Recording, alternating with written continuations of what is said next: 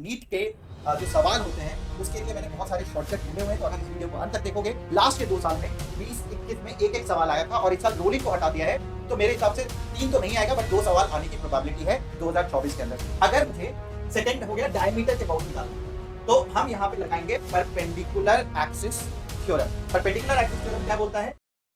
Hello मेरे प्यारे बच्चों, क्या हाल चाल है और कैसी चल रही है आपकी नीट की तैयारी? अगर इस समय आपको किसी भी हेल्प, किसी भी सपोर्ट की जरूरत है तो मुझे कमेंट बॉक्स में जरूर बताओ।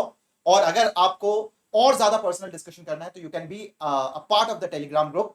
और टेलीग्राम ग्रुप पे डेली क्विजेस होते हैं, मोटिवेशन होता है, जो भी एग्जाम से रिलेटेड नोटिफिकेशन होता है, और मेरे साथ भी कनेक्टेड रहोगे। तो please join the Telegram group अगर अभी तक नहीं ज्वाइन किया। बहुत सारी पढ़ाई की चीजें कंटेंट से रिलेटेड आपको मिलती रहती है चैनल के ऊपर, तो इधर उधर जाने की जरूरत नहीं होगी। टेस्ट के लिंक्स मिलेंगे आपको, बहुत सारा फ्री कंटेंट मिलेगा इस चैनल के ऊपर। और उसके अलावा I am always present on this particular channel to look at the health of the student. मतलब आप अच्छे से तैयारी कर रहे हो, नहीं कर रहे हो, सारी चीजें मैं डिस्कस करता रहता हूँ चैनल के ऊपर। तो please join the Telegram group. अब बात करते हैं रोटेशन मोशन की। ये चैप्टर जो है फिजिक्स में one of the difficult chapters में से कंसीडर किया जाता है, बट नीट के जो सवाल होते हैं उसके लिए मैंने बहुत सारे शॉर्टकट ढूंढे हुए हैं। तो अगर इस वीडियो को अंत तक देखोगे तो आपको बहुत सारे फॉर्मूले जो कि इस चैप्टर से रेलेवेंट हैं, बहुत सारे शॉर्टकट, आपको सब कुछ सीखने को मिलेगा। और इस चैप्टर से 2 सवाल ऑन एन एवरेज आते रहे हैं हर साल। तो अगर आप इस चैप्टर को अच्छे से कर लेते हो तो 4 से 8 नंबर आपके गारंटीड हैं। पिछले 2-3 साल को छोड़ के हर साल इसमें 2 से 3 सवाल जरूर आए हैं चैप्टर से। तो एक बार वो देख लेते हैं कि एग्जैक्टली चैप्टर में क्या क्या आया हुआ है 2013 से लेके 2022 तक। तो 2013 से 2022 तक 16 को मत देखना, 16 में 2 बार पेपर हुआ था, तो एवरेज मान लो 3-3 क्वेश्चन आए थे। तो हर साल 2-3 2-3 2-3 आया था, बट लास्ट के 2 साल में 20-21 में एक सवाल आया था और इस साल रोलिंग को हटा दिया है। तो मेरे हिसाब से 3 तो नहीं आएगा बट 2 सवाल आने की प्रोबेबिलिटी है 2024 के अंदर। सो 2 सवाल का मतलब है 8 नंबर, आपके 8 नंबर पक्के हो जाएंगे अगर इस चैप्टर को ढंग से देखते हो। तो चलो स्टार्ट करते हैं इस सेशन को। It's going to be a lengthy session because बहुत सारे सवाल आ चुके हैं एग्जाम के अंदर, बहुत सारे सवाल करेंगे हम इस चैप्टर के अंदर। पेन कॉपी लेके रेडी हो जाओ, जो भी चीजें मैं बताता जाऊंगा मैंने आपको जैसे पहले बताया हुआ है, एक ऐसी कॉपी इस समय फॉर्मूला कॉपी आप अपने साथ रखो कि कोई भी एडिशनल पॉइंट मिलता है आप उसमें नोट करते जाओ अगर आपने नोट नहीं किया हुआ है तो। ठीक है, चलो let's start the lecture. But एक important information before we start the lecture is all those who are starting the preparation, जितने भी बच्चे इस समय तैयारी शुरू कर रहे हैं उनके लिए यूट्यूब अच्छा नहीं है। अब देखो ये बहुत बोल्ड स्टेटमेंट है, मैं इसलिए बोलता हूं क्योंकि इस समय आपको ये नहीं पता कि आपको तैयारी कहां से करनी है, आपको कौन सा चैप्टर किस दिन कंप्लीट करना है, उसके बाद क्वेश्चंस कहां से करोगे, उसके बाद टेस्ट कैसे दोगे।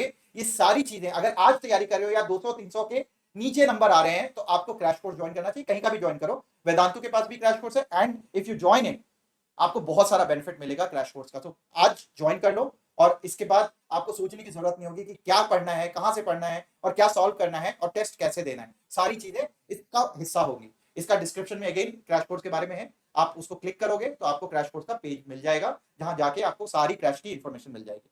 ठीक है, चलो आगे बढ़ते हैं, लेक्चर स्टार्ट करते हैं। तो मोमेंट ऑफ इनर्शिया में बच्चों 2 चीजें हैं हम यहाँ पे जो करने वाले हैं। सबसे पहली चीज मोमेंट ऑफ इनर्शिया में जो हम करेंगे वो है बेसिक। पहले हमें पता होना चाहिए बेसिक मोमेंट ऑफ इनर्शिया ये है क्या। तो इसके डेफिनेशन की अगर हम बात करें तो हमारे पास इसका डेफिनेशन होता है सिंपली, अगर एक पॉइंट ऑब्जेक्ट है तो mr² होता है मोमेंट ऑफ इनर्शिया। तो मोमेंट ऑफ इनर्शिया जैसा कि मास का रोल होता है नॉर्मल पॉइंट ऑब्जेक्ट में, या अभी तक आपने kinematics, Newton law, work energy में जो भी पढ़ा था, मास का जो रोल होता है वही रोल मोमेंट ऑफ इनर्शिया का होता है कि आप अगर रस्सी से कोई एक मास को बांध लो और रस्सी को लंबी कर दो तो उसको घुमाना बहुत मुश्किल होता है, रस्सी अगर छोटी है तो उसको घुमाना आसान होता है। और सेम चीज अगर घूम रही है तो रस्सी छोटी है तो उसको रोकना आसान होता है, रस्सी लंबी है तो उसको रोकना भी मुश्किल होता है। तो मोमेंट ऑफ इनर्शिया मास पे भी डिपेंड करता है और वो रेडियस पे भी डिपेंड करता है। हम देखेंगे डिफरेंट ऑब्जेक्ट्स का मोमेंट ऑफ इनर्शिया। इसमें 2 थ्योरी, अगेन जल्दी जल्दी हम कर रहे हैं क्योंकि हमारा क्रैश कोर्स है और ये हमें एक लेक्चर में ही पूरा का पूरा ये टॉपिक कंप्लीट करना है। तो दूसरी चीज जो हम सीखेंगे इसमें वो है पैरेलल एक्सिस थ्योरम। इसके ऊपर सवाल है और परपेंडिकुलर एक्सिस थ्योरम इसके ऊपर भी सवाल है। Perpendicular axis theorem. Now parallel axis क्या बोलता है कि अगर कोई ऑब्जेक्ट है, मान लो एक रॉड की अगर हम बात करते हैं और इसके अबाउट आपको मोमेंट ऑफ इनर्शिया पता है, इस सेंटर ऑफ मास के अबाउट आपको मोमेंट ऑफ इनर्शिया पता है, तो कोई भी एक्सिस जो कि इस एक्सिस के पैरेलल है, जैसे रॉड से मान लो पास करने वाला एक्सिस ये वाला है, इसके पैरेलल एक्सिस के अबाउट आप मोमेंट ऑफ इनर्शिया निकाल सकते हो। वो simply by applying the formula which says I about the parallel axis, इसको P बोल देते हैं, is equal to moment of inertia about the center of mass plus mh square। और ये फॉर्मूला तो आपको अभी तक पता होगा ही, आपके नोट्स कॉपी में तो लिखा हुआ होगा, नहीं तो आप लिख लो यहाँ पे कि moment of inertia about any parallel axis is equal to moment of inertia about the centre of mass plus mh square. और परपेंडिकुलर एक्सिस थ्योरम क्या बोलता है कि मान लो एक कोई ऐसा ऑब्जेक्ट है जिसमें दो एक्सिस के about moment of inertia I x और आई वाई के अबाउट मोमेंट ऑफ इनर्शिया आपको अगर पता है, तो आप इसके परपेंडिकुलर एक्सिस, जो कि ये वाला एक्सिस होगा, जो कि इस प्लेन के, इस दीवार के परपेंडिकुलर एक्सिस है, इस तरीके से उसके अबाउट अगर आपको लिखना है, तो मान लो वो एक्सिस कुछ इस तरीके का है, which is perpendicular to this and इस तरीके का है, तो इस एक्सिस के अबाउट, जो कि इस परपेंडिकुलर प्लेन के इस तरीके से है, आप लिख सकते हो आई जेड परपेंडिकुलर एक्सिस का जो मोमेंट ऑफ इनर्शिया होगा वो जो भी एक्सिस उस प्लेन में लाई करता है उसके बराबर होगा। ये भी आप अभी तक आपके नोट्स कॉपी में होगा, नहीं तो नोट कर लो, ठीक है। तो हम इसकी बात बहुत ज्यादा नहीं करने वाले, डायरेक्टली हम different conditions, rod, ring, disc, cylinder, इन सबके मोमेंट ऑफ इनर्शिया को हर एक एक्सिस के अबाउट स्टडी करते हुए, ये याद करते हुए आगे बढ़ते हैं, ठीक है। बिकॉज ये जो लेक्चर है वो पीवाईक्यू का लेक्चर है, जहां पे हम प्रीवियस ईयर क्वेश्चंस करेंगे, बट थोड़ी बहुत थ्योरी करेंगे। सबसे पहले रॉड को लिया मैंने, रॉड के चारों केसेस देख लेते हैं। सबसे पहला केस है रॉड का, जब एक्सिस परपेंडिकुलर एक्सिस सेंटर से पास करता है, तो इसका मोमेंट ऑफ इनर्शिया होता है ml स्क्वायर बाय 12। तो इसका परपेंडिकुलर एक्सिस के अबाउट क्या हो गया, ml स्क्वायर बाय 12, ठीक है। ये आ, इस पे हम ब्लैक कलर, नाउ अगर ये एक्सिस शिफ्ट हो गया, अब आप देखो ये एक्सिस के अबाउट आपको पता है, तो इस एक्सिस के अबाउट जो कि इसके एंड पे लाई करता है वो होता है ml स्क्वायर बाय 3। और ये डायरेक्टली इसमें अगर आप I1 में, जो कि सेंटर ऑफ मास से पास कर रहा है, इसमें ml बाय 2, बिकॉज ये जो परपेंडिकुलर डिस्टेंस है ये कितना हो गया, l बाय 2। अगर इसके स्क्वायर को mh स्क्वायर अगर ऐड कर दोगे इसके अंदर, तो ये वाला मोमेंट ऑफ इनर्शिया आ जाएगा। ये अभी आप एक बार खुद से डिराइव भी कर लेना अगर अभी तक नहीं किया हुआ है तो। नाउ थर्ड, अगर मैंने इस एक्सिस को घुमा दिया, इस एक्सिस को थोड़ा सा टिल्ट कर दिया, तो रॉड जो है, रॉड के इस एक्सिस पे इस तरीके से अगर मैंने ले लिया, तो उस पे एक साइन स्क्वायर का कंपोनेंट आ जाता है, ml स्क्वायर बाय 12, ये ऐसे का ऐसा रह जाता है, और उसके साथ एक साइन स्क्वायर का कंपोनेंट लग जाता है, which is ml square by 12 sine square theta. और फिर लास्ट में अगर एंड में कर दिया, तो सेम की same formula, ml square bye 3 sine square theta. तो ये चार फॉर्मूले हैं, आप इसका स्क्रीनशॉट ले लो और आप इसको नोट कर लो अपनी कॉपी में। Parallel axis passing through the centre, parallel axis और perpendicular axis passing through the end, axis which is at an angle passing through the centre of mass, और axis which is passing through the end point, और वो किसी angle पे लाई कर रहा है। तो general axis at the end is ml square bye 3 sin square theta. तो यह है moment of inertia of a rod. Ring के केस में हम चार केसेस अगेन पढ़ेंगे। सबसे पहला केस है एक रिंग जिसके सेंटर पे इस तरीके से रिंग रखा हुआ है, और axis about an axis perpendicular to the plane. Perpendicular to the plane का मतलब क्या हो गया, परपेंडिकुलर टू द प्लेन का मतलब हो गया इस प्लेन के, ये प्लेन का मतलब होता है ये जो आप देख रहे हो या मोबाइल जो आप देख रहे हो वो प्लेन है, और मोबाइल के ऊपर कोई चीज परपेंडिकुलर रख दोगे जो उस मोबाइल से बाहर निकल रहा है, उसको आप बोलोगे perpendicular to the plane and passing through the centre. तो इस तरीके से बना होता है, क्रॉस बना होता है, perpendicular to the plane passing through the centre, and that is equal to moment of inertia is equal to mr square. तो इस तरीके से आ जाएगा। अब अगर मुझे सेकंड हो गया डायमीटर के अबाउट निकालना है, तो हम यहां पे लगाएंगे perpendicular axis theorem. Perpendicular axis theorem क्या बोलता है, परपेंडिकुलर एक्सिस थ्योरम बोलता है कि moment of inertia about perpendicular axis, जो कि पिछला वाला था, is equal to moment of inertia इसके दो पैरेलल एक्सिस, अगर ये x है ये y है, तो ix प्लस iy, और चूंकि ये दोनों आप देखो ये दोनों एक्सिस के अबाउट मास का डिस्ट्रीब्यूशन सेम है, तो ये दोनों एक्सिस का मोमेंट ऑफ इनर्शिया ix और iy सेम हो जाएगा। तो यहां से आ जाएगा मेरे पास ix is equal to iy is equal to, ये चूंकि सेम है तो ये हो जाएगा iz बाय 2। तो डायमीटर के अबाउट, किसी भी डायमीटर के अबाउट, किसी भी डायमीटर के अबाउट जो सेंटर से पास कर रहा है वो इसका आधा हो जाएगा, mr स्क्वायर बाय 2 हो जाएगा। देखो किसी भी डायमीटर के about it will be equal to mr square by 2, वो कैसे भी डायमीटर पास कर रहा होगा। अब एक बार डायमीटर आ गया तो तीसरी चीज क्या बोलता है, तीसरी चीज बोलता है उसके टेंजेंट के अबाउट। तो अगर एक डायमीटर के अबाउट है तो अब पैरेलल एक्सिस लगेगा, तो इनके बीच में डिस्टेंस कितना है r, तो M R square by two जो कि इसके अबाउट था M R square by two plus perpendicular axis क्या बोलता है एम एच स्क्वायर, तो ये आ जाएगा एम आर स्क्वायर, ये आ जाएगा यहां से 3/2 M R square, 3/2 M R square जो कि यहां पे लिखा हुआ है।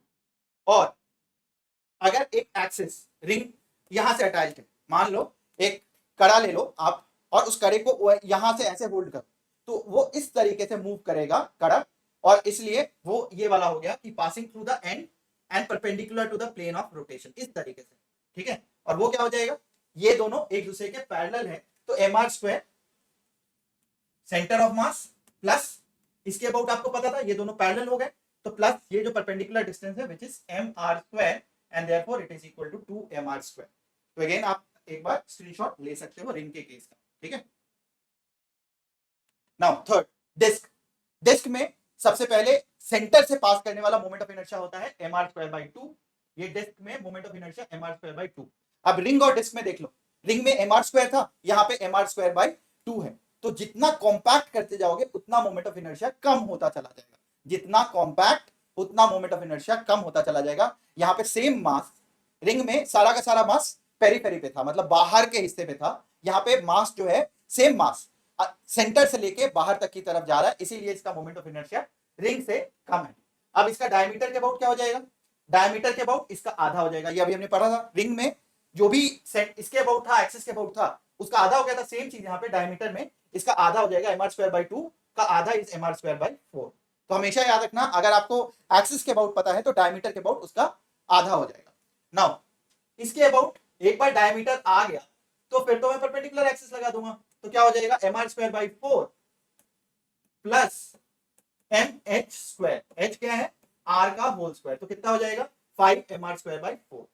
और अगर किसी भी एंड पॉइंट से देखना है तो यहाँ पे आपको पता है, तो इसके बीच में परपेंडिकुलर कितना हो गया, ये हो गया परपेंडिकुलर इज आर, तो ये हो जाएगा M R square by two plus M R square which is, ये क्या दिया गलत दिया, M R square by two इस एक्सिस के अबाउट दिया हुआ है, plus perpendicular is M R square and therefore it is 3/2, इसको करेक्ट कर लो 3/2 एम आर स्क्वायर, तो टेंजेंट के about it will be equal to 3/2 M R square. तो आई होप क्लियर हो गया ये। अब हम चलते हैं सॉलिड सिलेंडर। सॉलिड सिलेंडर के केस में अगर सिलेंडर दिया हुआ है तो सिलेंडर का moment of inertia which is solid cylinder, cylinder का मोमेंट ऑफ इनर्शिया बिल्कुल डिस्क की तरह होता है, डिस्क को खींच दोगे तो सिलेंडर बन जाएगा, इसीलिए उसके चारों ओर, एक्सिस के चारों ओर अगर मास का डिस्ट्रीब्यूशन सेम है तो मोमेंट ऑफ इनर्शिया सेम होगा, डिस्क और इसका सेम होगा M R square by two. और अगर एक्सिस पे कर देंगे, इसके अबाउट पता है ये पैरेलल एक्सिस लग जाएगा M R square by two plus M R square which is 3/2 M R square. तो ये भी आप नोट कर लो, स्क्रीनशॉट ले लो, पीडीएफ ऐसे भी मिल जाएगा आपको सेशन के बाद, तो आप उससे भी डायरेक्टली नोट कर सकते हो। नाउ सॉलिड और हॉलो स्फीयर, सॉलिड स्फीयर किसी भी डायमीटर के अबाउट किसी भी तरीके से, इस तरीके से, इस तरीके से, मतलब कोई भी आप किसी भी एक्सिस के अबाउट ले लो जो डायमीटर से पास कर रहा है, moment of inertia is 2/5 M R square which is equal to 0.4 M R square, ठीक है, ये हो गया 0.4 एम आर स्क्वायर। रिंग का कितना था, अगर same mass same radius, ring का था एम आर स्क्वायर, डिस्क का कितना था 0.5 M R square, solid sphere का कितना हो गया 0.4 एम आर स्क्वायर। जितना कॉम्पैक्ट करोगे, जितना कॉम्पैक्ट करोगे उतना मोमेंट ऑफ इनर्शिया कम होता चला जाएगा। बट हॉलो सारा का सारा मास बाहर है, तो उसका 2/3 which is equal to 0.67 M R square. तो डिस्क रिंग उनसे, मतलब रिंग से कम है क्योंकि रिंग पे सारा मास केवल बाहर ही है, और उससे कॉम्पैक्ट है तो रिंग से कम होना चाहिए, बट डिस्क या सिलेंडर जो सॉलिड सिलेंडर है उससे ज्यादा होना चाहिए, and therefore it is 0.67 M R square. तो ऐसे याद रखने का तरीका होता है, सॉलिड स्फीयर, हॉलो स्फीयर, इन सबको याद रख सकते हो। रेक्टेंगुलर प्लेट, ये लास्ट चीज करेंगे, उसके बाद रेक्टेंगुलर से आप स्क्वायर बना सकते हो कि अगर ए और बी दोनों सेम हो जाएंगे लेंथ और ब्रेथ, तो आप बता सकते हो।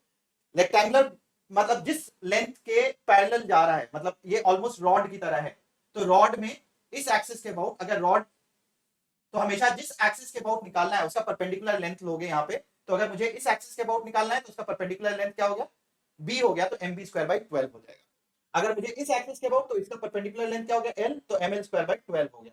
और अगर परपेंडिकुलर हो जाएगा, अगर मुझे इस के perpendicular plane passing through the centre and perpendicular to this, क्या हो जाएगा, दोनों सिंपली ऐड हो जाएंगे, because this plus this will give me this. तो mb square by 12 plus ml square by 12, इन दोनों को ऐड कर देंगे तो मुझे ये वाला मिल जाएगा, this plus this equals to this particular.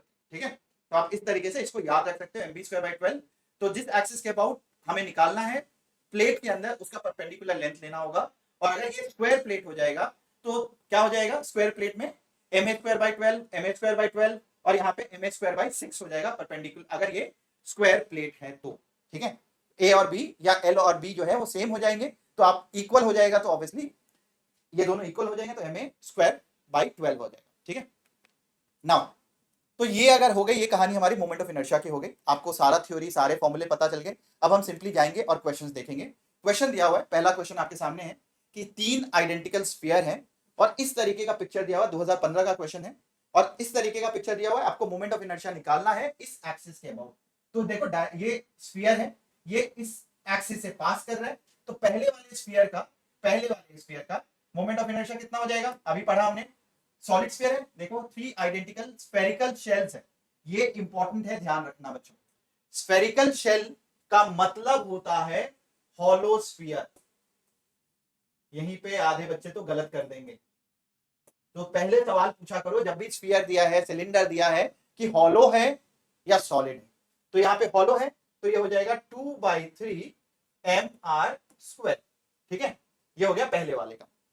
दूसरे वाले का इसके अबाउट आपको पता है, और इसका भी इसके अबाउट पता है, तो इसका पहले आप क्या करोगे, इसका 2/3 है, तो दूसरे वाले का अबाउट x x डैश क्या हो जाएगा, 2/3 mr square plus parallel axis लगाओगे, ये डिस्टेंस कितना है r, तो आप यहाँ पे mr स्क्वायर करोगे। और तीसरे वाले का, उसमें भी सेम चीज हो जाएगा, 2/3 mr square plus mr square. और अगर मोमेंट ऑफ इनर्शिया मुझे पूरे सिस्टम का निकालना है, तो हम तीनों को ऐड कर देंगे, तो क्या हो जाएगा, 2/3 2/3 2/3, ये हो गया 3 गुना, तो 3 इंटू ये हो जाएगा, इन सबको ऐड कर दो। ठीक है, इन सबको ऐड कर दो, तो ये 3 इंटू 2/3 mr स्क्वायर प्लस ये दोनों ऐड हो गए 2mr स्क्वायर, ये 3 से 3 कैंसिल हो गया, 2mr square plus 2mr square कितना हो गया, 4mr square. This is the answer.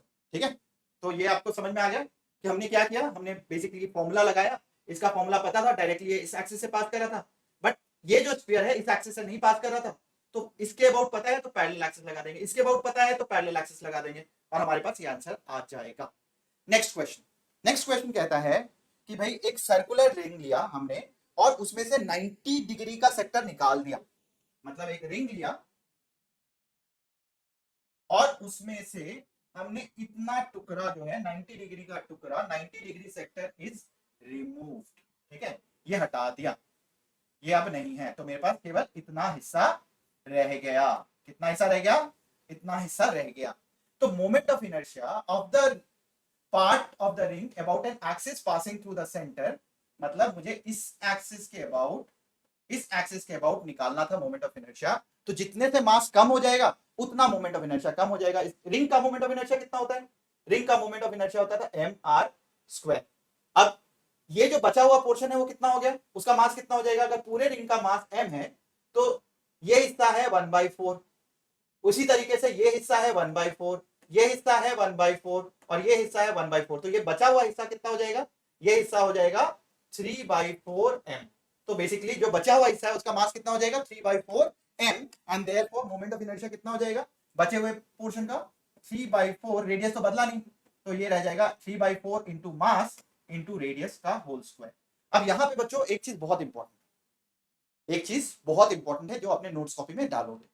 अगर मैंने कोई एक हिस्सा काट लिया तो मोमेंट ऑफ इनर्शिया ना चेंज नहीं होता है अगर मास सेम रहे, मास के प्रोपोर्शन में मोमेंट ऑफ इनर्शिया चेंज हो जाता है। मतलब अगर मैं मान लो एक रिंग है और उसमें से मैं आधा हिस्सा काट लेता हूं, मतलब रिंग का केवल और केवल मैं आधा ही हिस्सा रखता हूं, इतना ही हिस्सा रखता हूं, और इसके अबाउट मोमेंट ऑफ इनर्शिया करना होगा, तो इसका मास कितना हो जाएगा m/2 हो जाएगा, और इसका मोमेंट ऑफ इनर्शिया कितना हो जाएगा, जो भी इसका मास है एम डैश, जो भी हम ऐसे कह लेते हैं, M dash is equal to M by two M dash R square, मतलब ये फॉर्मूला सेम रहेगा एम आर स्क्वायर, लेकिन एम डैश कितना हो गया एम बाई टू, तो इसीलिए ये आधा हो जाएगा M by two R square. तो जितना हिस्सा आप निकाल दोगे मोमेंट ऑफ इनर्शिया उसके हिसाब से चेंज हो जाएगा, मास के प्रोपोर्शन में मोमेंट ऑफ इनर्शिया या तो बढ़ जाएगा या कम हो जाएगा।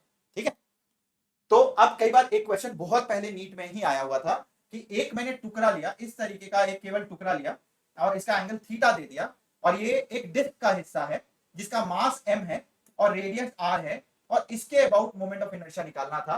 तो डिस्क लूं, एक डिस्क का टुकड़ा लूं, मोमेंट ऑफ इनर्शिया क्या होगा, mass of the disc, mass of the disc या उसका टुकड़ा into R square by two, ये हो गया। अगर इसका मास m है तो M R square by two, यही रहेगा। तो अगर मैं कोई भी टुकड़ा लूं, उसका जो मास होगा मल्टीप्लाइड बाई, मतलब M R square by two, अगर डिस्क का हिस्सा है, रिंग होगा तो उसका मास आर स्क्वायर, यही आपको करना है। ठीक है, आई होप सबको समझ में आ गया होगा। तो कोई भी टुकड़ा कहीं से भी निकालो, आप कोई भी क्वेश्चन कर सकते हो अगर आपके साथ आया तो। अब ये जो सवाल है बच्चों, इस सवाल में एक शॉर्टकट बताने वाला हूं। ठीक है, शॉर्टकट तो ये है कि आप डायरेक्टली m1 m2 को इक्वल कर दोगे तो आराम से उससे आ सकता था, बट m1 m2 जैसे ही इक्वल करोगे तो मतलब उसी से आंसर आ जाएगा। ठीक है, क्योंकि ऑब्वियसली लेंथ के आधे पे होना चाहिए था। बट तरीका होता है कि जब भी दो मास दिया हुआ है, light rod of length l and mass m1 and m2 are attached to two ends, the moment of inertia about an axis of the rod passing through the centre of mass. तो ये m1 है, एक और मास है m2, और ये connected है आपस में एक रॉड से, एक रॉड से कनेक्टेड है इस तरीके से। ठीक है, अब यहां पे सेंटर ऑफ मास मान लो यहां पे लाइट, तो हमेशा याद रखना कि इसमें इस पूरे सिस्टम को आप निकाल सकते हो इस तरीके से, ये जो भी एक्सिस है मल्टीप्लाइड बाय एक ऐसा मास जिसको हम बोलते हैं रिड्यूस्ड मास, रिड्यूस्ड मास। और ये मैंने पिछले वीडियो में भी कॉन्सेप्ट बताया था, नहीं देखा है तो देख लो, वापस जाके देखना। और रिड्यूस्ड मास क्या होता है, और ये लेंथ एल ही होगा, जो भी इनके बीच का डिस्टेंस है एल इंटू रिड्यूस्ड मास। सिंपली अगर आप ये देखोगे, कभी भी कोई भी सिस्टम दिया हो और सेंटर ऑफ मास के अबाउट उसका एक्सिस ऑफ रोटेशन पूछा हुआ हो, या सॉरी मोमेंट ऑफ इनर्शिया पूछा हो, तो सिंपली हो जाएगा reduce mass into L square. So it will be equal to moment of inertia will be equal to, इसको म्यू बोल देता हूं, म्यू इनटू एल स्क्वायर। और रिड्यूस मास होता है m1 m2 upon m1 plus m2, ये reduce mass होता है। ठीक है, और दूसरा तरीका तो मैंने बोला m1 m2 को सेम कर दो, सारे वैल्यूज डाल दो, आपको आंसर आ जाएगा, and therefore this is the right answer. Solve भी कर सकते हो, मैं अभी जा नहीं रहा, आप सॉल्व करो खुद से, अगर डिटेल जो तरीका आपने सीखा वो कर लो, वरना ये एक शॉर्टकट है जो आप डायरेक्टली अप्लाई कर सकते हो। जैसा मैंने आपको पिछले वाले क्वेश्चन में बोला, कोई भी हिस्सा हटा दो, जो बचा हुआ मास है इनटू जो भी पहले डिस्क का मास होगा, तो आप ऐसे याद रखना हमेशा, इस वाले केस में हमेशा याद रखना जो भी मास होता है mass of disc into R square by two, ये डिस्क होता है, रिंग का होता है mass of ring into R square, ये मोमेंट ऑफ इनर्शिया होता है। तो जो भी रिंग हो, रिंग का टुकड़ा हो, उसका जो भी मास होगा उसमें आर स्क्वायर मल्टीप्लाई कर दोगे, डिस्क होगा, डिस्क का टुकड़ा होगा तो जो भी उसका मास होगा into R square by two multiply कर दोगे। नाउ ये देखते हैं क्या है, यहाँ पे दिया हुआ है कि भाई रेशियो, अब रेडियस ऑफ गायरेशन पूछा हुआ है। रेडियस ऑफ गायरेशन क्या होता है, तो अभी मैं इस क्वेश्चन के थ्रू आपको समझा देता हूँ। Ratio of radius of gyration of a thin uniform disc, क्या पूछा हुआ है भाई, थिन यूनिफॉर्म डिस्क दिया हुआ है, passing through its centre, disc है, इसके सेंटर के अबाउट पूछा हुआ है, normal to the plane, to the radius of gyration about its diameter. ठीक है, ये पूछा हुआ है। अब रेडियस ऑफ गायरेशन होता क्या है, तो हम बोलते हैं m k square, where k is the radius of gyration, is equal to जो भी जिसके अबाउट भी मोमेंट ऑफ इनर्शिया पूछा हुआ है, तो ये हो गया I, जो भी यहाँ पे ICOM हो गया, सेंटर ऑफ मास के अबाउट हो गया, वो हम लिख लेते हैं। तो यहाँ पे क्या हो जाएगा, it is equal to moment of inertia कितना होता है, मोमेंट ऑफ इनर्शिया होता है डिस्क का M R square by two about, ये पहले वाले केस का हो गया, पहला केस। तो K1 कितना आ जाएगा, यहाँ से एम एम कैंसिल हो गया, और K1 is equal to R by root two, क्योंकि इसका स्क्वायर है तो K1 is equal to R by root two हो जाएगा। ठीक है, और सिमिलरली अगर मैं इसके अबाउट बोलूं तो इसका आधा होता है, तो इसका आधा कितना हो जाएगा, moment of inertia will be equal to, अगर M R square by two था तो इसका हो जाएगा M R square by four, and this is equal to mass into radius of gyration. तो रेडियस ऑफ गायरेशन एक ऐसा पॉइंट होता है जहां सारा, अगर आप इक्विवेलेंट मास रख दोगे, इक्विवेलेंट मास उस डिस्टेंस पे, तो it is a distance where you will put a mass such that the moment of inertia जो सिस्टम का होगा वो अगर पॉइंट मास रख दोगे तो मोमेंट ऑफ इनर्शिया इसके बराबर हो जाएगा. So m k2 whole square, m से m कैंसिल हो गया and therefore k2 is equal to इसका अंडर रूट, तो r स्क्वायर का अंडर रूट r, 4 का अंडर रूट इज 2, तो k2 इतना हो जाएगा. एंड देयरफॉर क्या पूछा हुआ है, k1 by k2 अगर पूछा है तो एक निकाल लोगे आंसर, और k2 by k1 पूछा हुआ है तो निकाल लोगे. तो ये कितना हो जाएगा, k1 है r by रूट 2 और ये कितना है, it is r by 2, cancel हो गया और it is equal to root 2 is to 1. तो आप ये देख लेना, ये आंसर है. मैंने 2-3 जगह इसके आंसर गलत भी देखे हुए तो आप चेक कर लेना, ठीक है. तो रेशियो अब k1 by k2 पूछा हुआ एग्जाम में, हो सकता है k2 by k1 पूछ दें, तो you accordingly right the answer. दोनों ही ऑप्शन यहाँ पे दिया हुआ था and that therefore it is very important that you don't do any blunder mistake. मतलब एग्जाम में क्वेश्चन पता है, तरीका पता है, फिर भी ब्लंडर कर दो, चार मतलब 5 नंबर सीधा गवाओगे. 5 नंबर का मतलब 1000 2000 5000 रैंक गायब हो गई आपकी जिंदगी से, ठीक है. ऐसी गलती नहीं कर सकते हैं. Now we are going to study, so this are all questions from moment of inertia, ठीक है. अब हम पढ़ेंगे टॉर्क एंड इक्विलिब्रियम. तो टॉर्क क्या होता है बच्चों, टॉर्क होता है एक फोर्स को किसी भी डिस्टेंस से मल्टीप्लाई कर देते हैं, और ऐसे वैसे नहीं मल्टीप्लाई करते हैं, वेक्टर के फॉर्मेट में मल्टीप्लाई करते हैं. तो लेमन टर्म्स में बात करूंगा, नीट वाले बच्चों तो मुझे जेई के लेवल पे बताने की जरूरत नहीं है. तो सिंपल टॉर्क अगर मैं डिफाइन करूं, एक छोटा सा हम लिख लेते हैं थ्योरीज. तो torque is equal to R cross, now this R, मान लो दिस आर इज बेसिकली कोई भी दो पॉइंट, मान लो फोर्स यहाँ पे एक्ट कर रहा है, ये क्वेश्चन आया हुआ है इसलिए मैं समझा रहा हूं.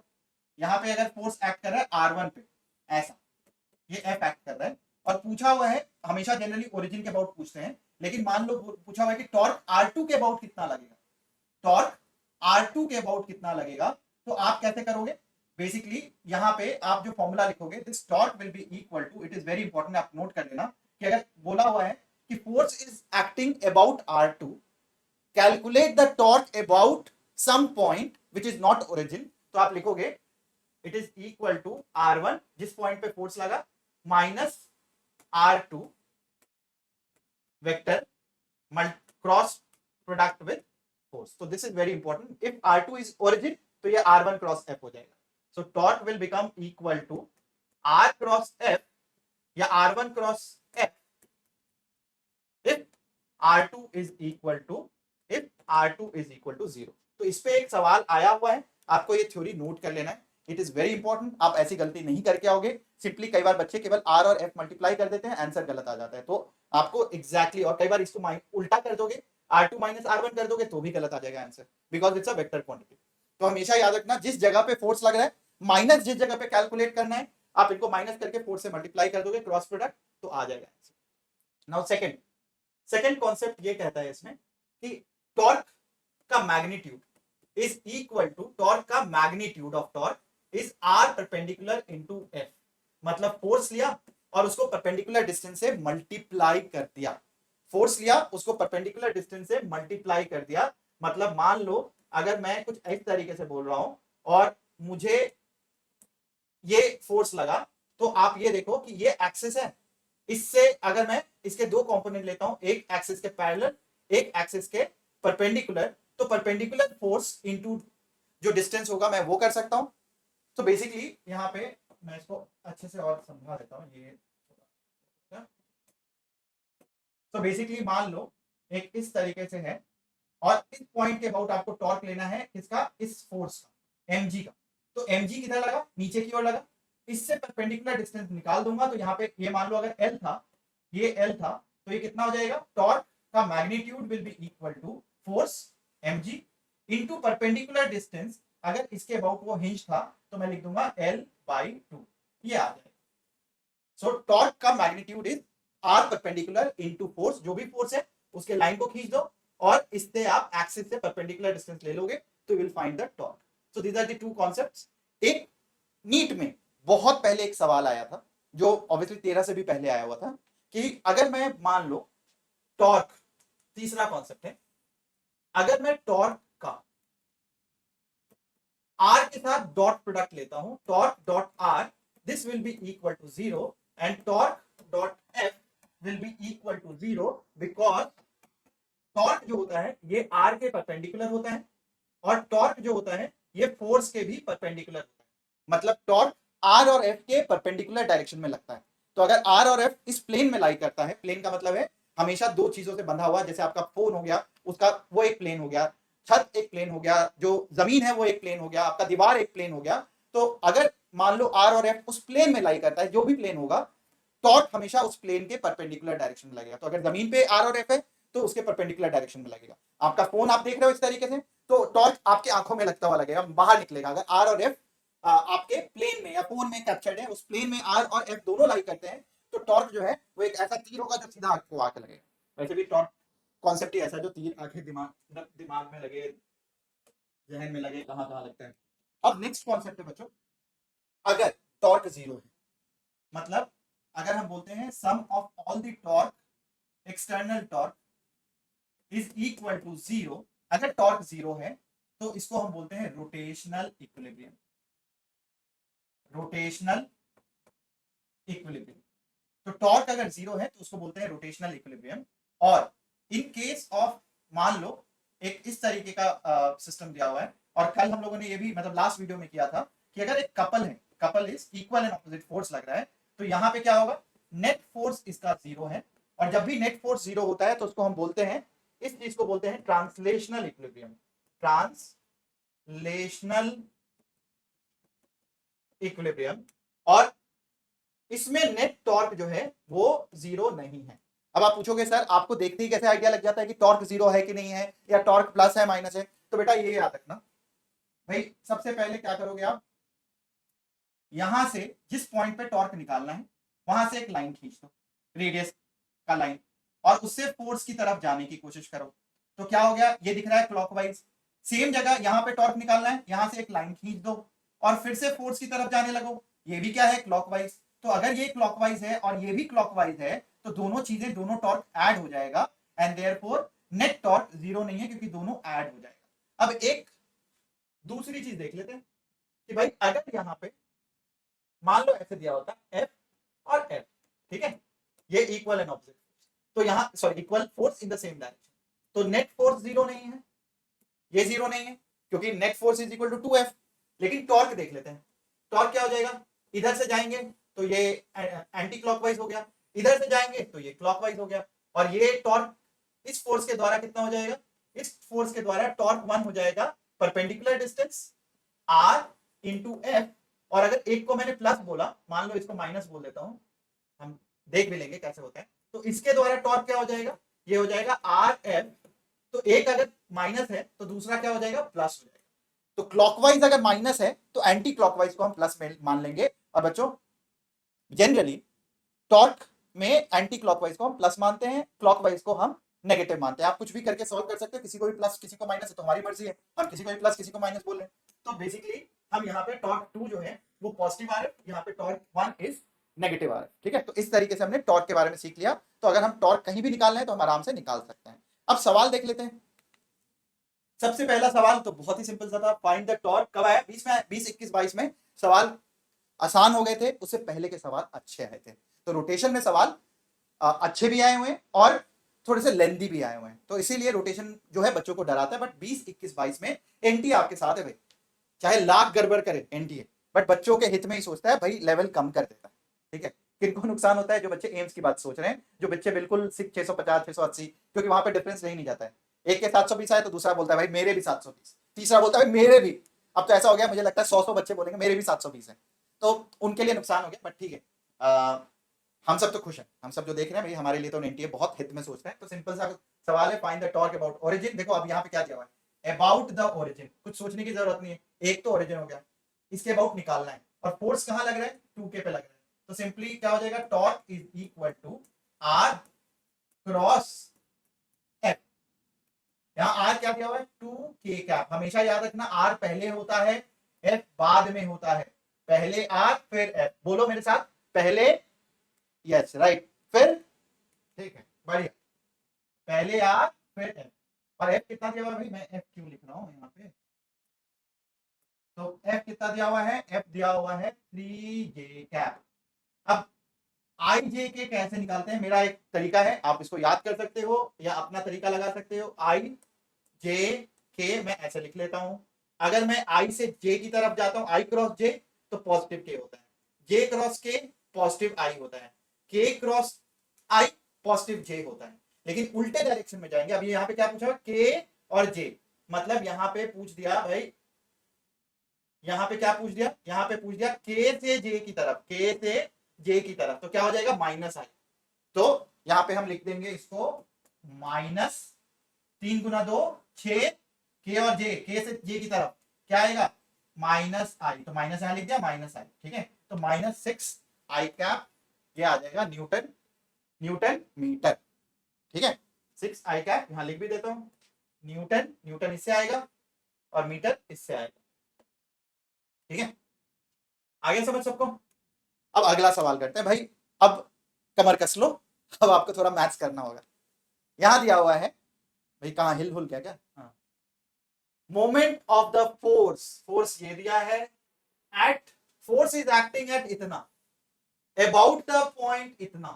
तो अब आप देखो यहाँ पे जो मैंने अभी थ्योरी बताई थी कि फोर्स जो है वो कहाँ एक्ट कर रहा है, वो इस जगह पे एक्ट कर रहा है, तो दिस इज योर आर, और ये क्या हो जाएगा, ओरिजिन की जगह क्या दे दिया, यहाँ पे कोई और वैल्यू दे दी। तो हमें सबसे पहले तो आर में से आर नॉट माइनस करना होगा, तब मेरे पास आर आएगा। ये कितना हो जाएगा, R is 2 I cap plus 0 J cap -3 K cap, ये हो गया आर, ये होता है आई, ये होता है जे, ये होता है के, माइनस आर नॉट, ये कितना है 2 आई कैप -2 जे कैप -2 के कैप। अगर मैं माइनस करूंगा 2 - 2 0, 0 माइनस ऑफ -2 ये हो जाएगा +2 जे कैप, और -3 माइनस ऑफ -2 +2 हो जाएगा, तो -3 में से +2 करेंगे तो आ जाएगा -k कैप। तो इसका मतलब इसकी वैल्यू कितनी आ गई, इसकी वैल्यू आ गई हमारे पास भाई, लिख लेते हैं 0 आई कैप, इसकी तो कहानी खत्म, ये 2 जे कैप -k कैप, तो हमने ये लिख लिया r - r नॉट। अब तो आसान हो गया। अब हमारे पास टॉर्क हो जाएगा, torque will be equal to r - r naught, ये देख लो याद रख लेना, क्रॉस f।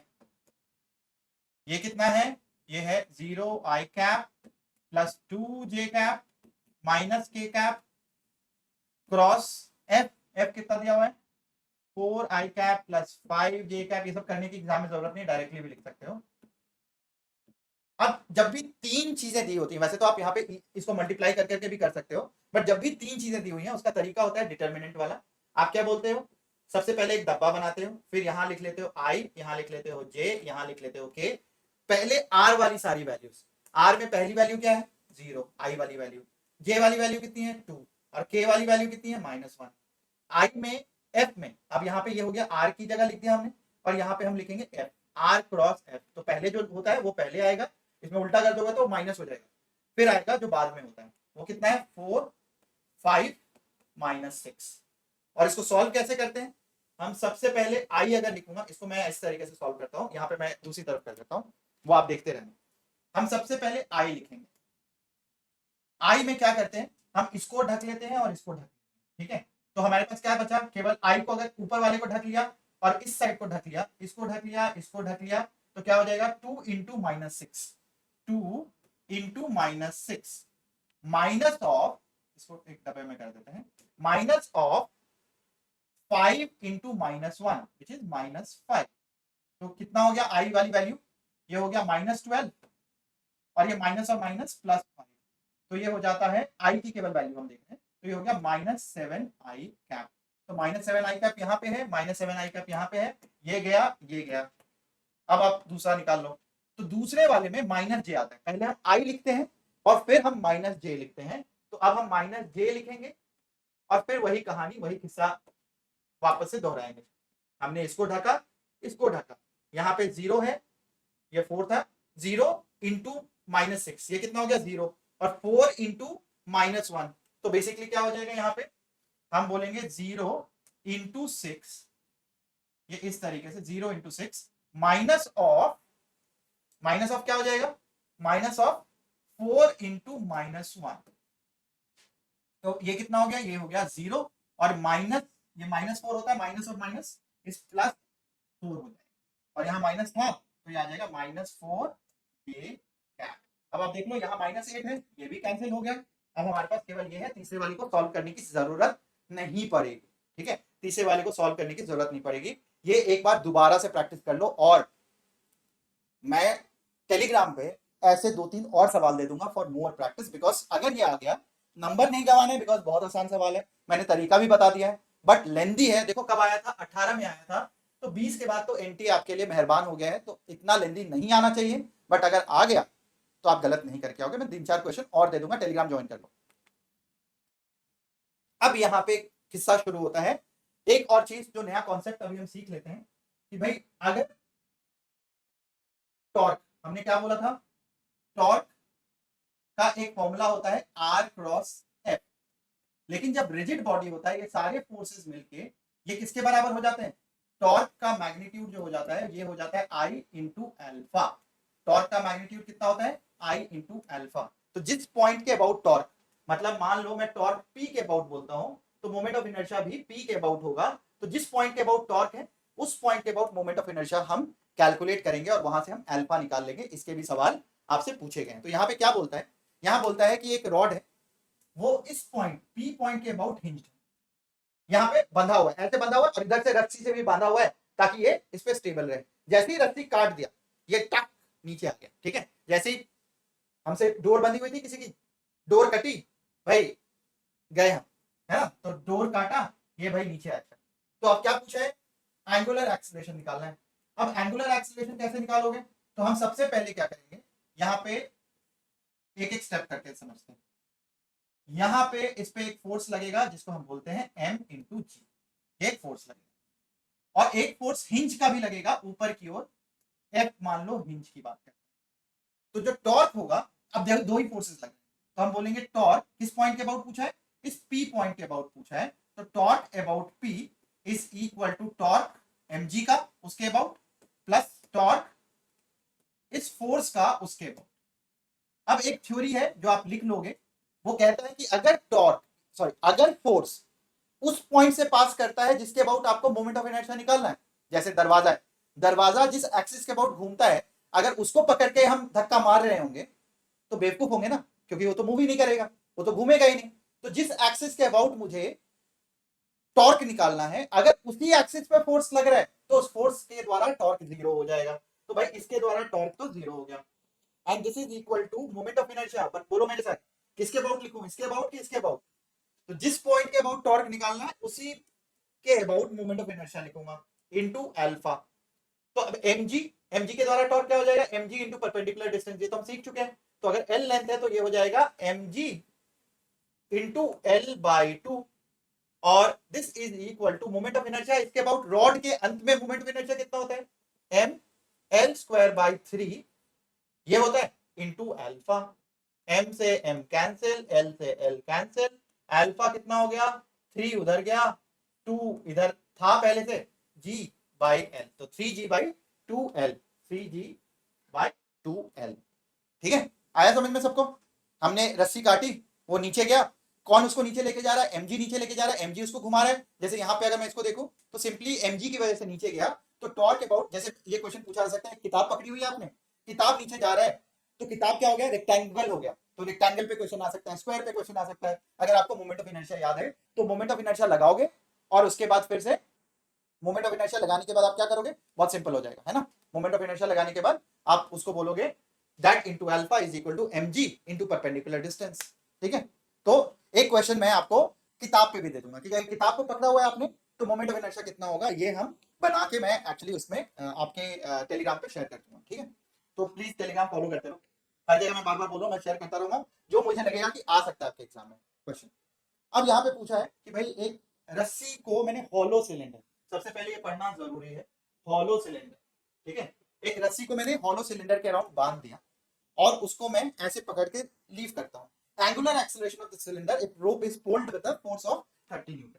तो भाई एक सिलेंडर लिया, उस पे मैंने एक रस्सी बांध दी, और अगर मैंने उस रस्सी पे फोर्स जो लगाया वो है 30 न्यूटन का फोर्स लगाया, तो हमें क्या निकालना है, एंगुलर एक्सेलरेशन निकालना है। तो भाई यहाँ पे एक mg लगेगा, यहाँ पे एक फोर्स लगेगा 30 न्यूटन, और वो जो है इसको कुछ एंगुलर एक्सेलरेशन देगा।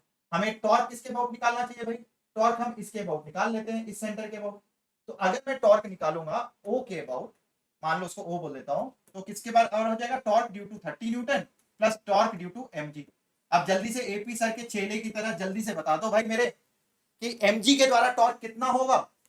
तो आप बोलोगे सर mg तो पास कर रहा है किससे, सेंटर से।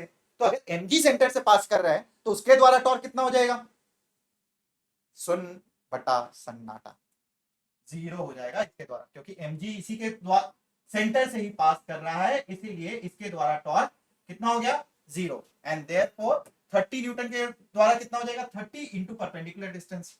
परपेंडिकुलर डिस्टेंस कितना हो जाएगा, 30 मल्टीप्लाइड बाई परपेंडिकुलर डिस्टेंस हो गया रेडियस, रेडियस हो गया 40 सेंटीमीटर में दिया हुआ है, देख लो 100, ये आ गया टॉर्क। तो भाई 1 0 1 0 ये कैंसिल, ये हो गया 12 न्यूटन मीटर, ये हो गया टॉर्क। टॉर्क किसके बराबर है, ये है आई ऑफ सिलेंडर, किसके अबाउट, ओ के about, I O into alpha.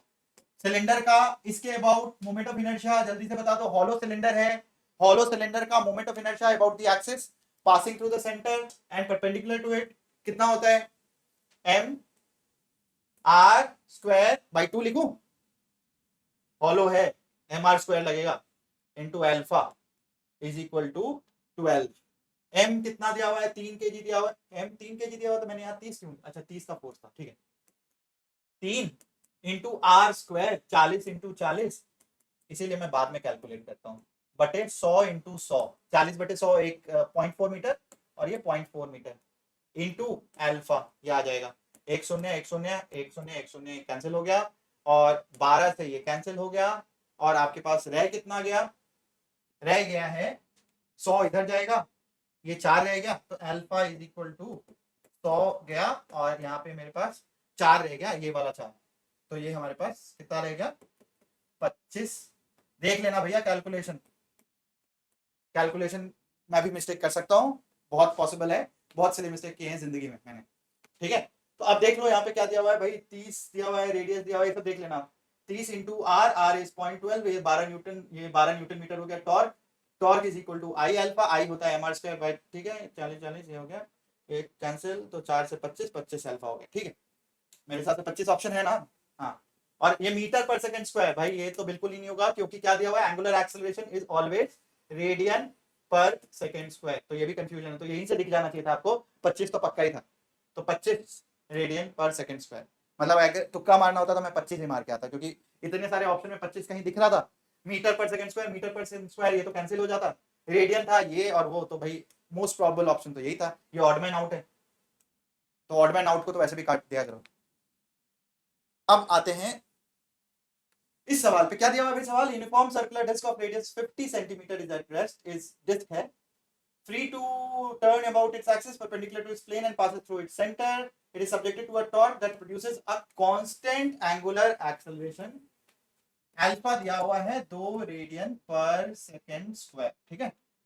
Its net acceleration at the end of 2 seconds, ठीक है, पेरिफेरी पे नेट एक्सेलरेशन पूछा, ठीक है, अच्छा क्वेश्चन है, अच्छा क्वेश्चन, मतलब आपको स्टेप्स लगाने पड़ेंगे। ये घूम रहा है, 0 से स्टार्ट हुआ, स्टार्ट पासेस थ्रू इतना कांस्टेंट एक्सेलरेशन, ठीक है, तो हम क्या लिखेंगे यहाँ पे सबसे पहले तो यहाँ पे 2 तरीके का एक्सेलरेशन लगता है, एक है टेंजेंशियल एक्सेलरेशन और एक है रेडियल एक्सेलरेशन। कॉपी निकालो, जल्दी से लिखना शुरू कर दो। टेंजेंशियल जो एक्सेलरेशन होता है AT, ये होता है R इंटू एल्फा, और A रेडियल, उसको सेंट्रीपिटल भी बोलते हैं, वो होता है V स्क्वायर बाई R या फिर ओमेगा स्क्वायर इंटू R, ये होता है। अब ओमेगा यहां से निकालना है, कितनी देर के बाद पूछा है, 2 सेकंड के बाद पूछा है, तो निकाल लेते हैं। Omega is equal to omega naught plus alpha into T, omega naught तो 0 था, रुका हुआ था, वहां से स्टार्ट कर रहे हैं, तो ये हो जाएगा, अल्फा कितना दिया हुआ है, 2 दिया हुआ है, टाइम कितना दिया हुआ है, 2 सेकंड के बाद, तो ये हो गया 4 रेडियन पर सेकंड स्क्वायर, तो ये हो गया 4, और रेडियस कितना दिया हुआ, 50 सेंटीमीटर, तो ये होता है आधा मीटर, हमेशा मीटर में कन्वर्ट कर लें, तो ये हो जाएगा omega square 16 into R is half, तो ये हो जाएगा 8, and therefore it is 8, radius है तो 8 मीटर पर सेकेंड स्क्वायर, ठीक है। नाउ टेंजेंशियल, ये हो गया आर, आर कितना है हाफ, और अल्फा कितना है 2, तो ये हो गया 1 मीटर पर सेकेंड स्क्वायर। अब पूछा है कि भाई नेट एक्सेलरेशन क्या होगा, तो ए नेट इज ऑलवेज, ये लिख लो, ये भी ए टी लिख लिया, ए आर लिख लिया, ए नेट होता है under root of A radial का whole square plus A tangential का होल स्क्वायर, ए रेडियल का whole square plus A tangential का होल स्क्वायर, और इन दोनों का स्क्वायर करके देखोगे तो क्या हो जाएगा, 8 का स्क्वायर 64 प्लस 1 का अंडर रूट, ये होता है रूट 65। तो राइट आंसर इज रूट 65, क्योंकि नहीं है तो उसके सबसे पास वाला आंसर, बिकॉज 8 स्क्वायर में 1 ऐड हुआ है तो 8 ही रहेगा लगभग लगभग, तो 65 का भी अप्रोक्सीमेट आंसर जो होगा वो 8 ही होगा। आइडली उनको 65 देना चाहिए था, इसीलिए पूछा हुआ है अप्रोक्सीमेटली क्या होगा, ठीक है, तो 8 के बराबर होगा। ये सेकंड पेपर में पूछा था, उस साल पेपर लीक हो गया था 2016 के अंदर, दूसरी बार कराना पड़ा था, and therefore they asked some question जिसमें वो टेस्ट कर पाए कि बच्चा वहां पे सोच पाता है कि नहीं सोच पाता है।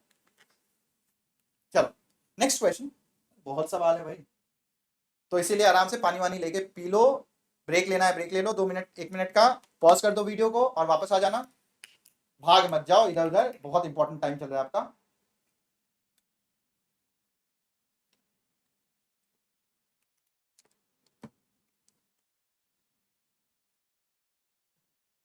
Weight is supported by two parallel knives A and B and is in equilibrium in a horizontal position. दो नाइफ, इससे एक वेट जो है, एक वेट इसके ऊपर रखा हुआ है कुछ इस तरीके से। अब बोलता है कि the knives is at a distance d from each other, इनके बीच में जो डिस्टेंस है वो क्या है, वो है d।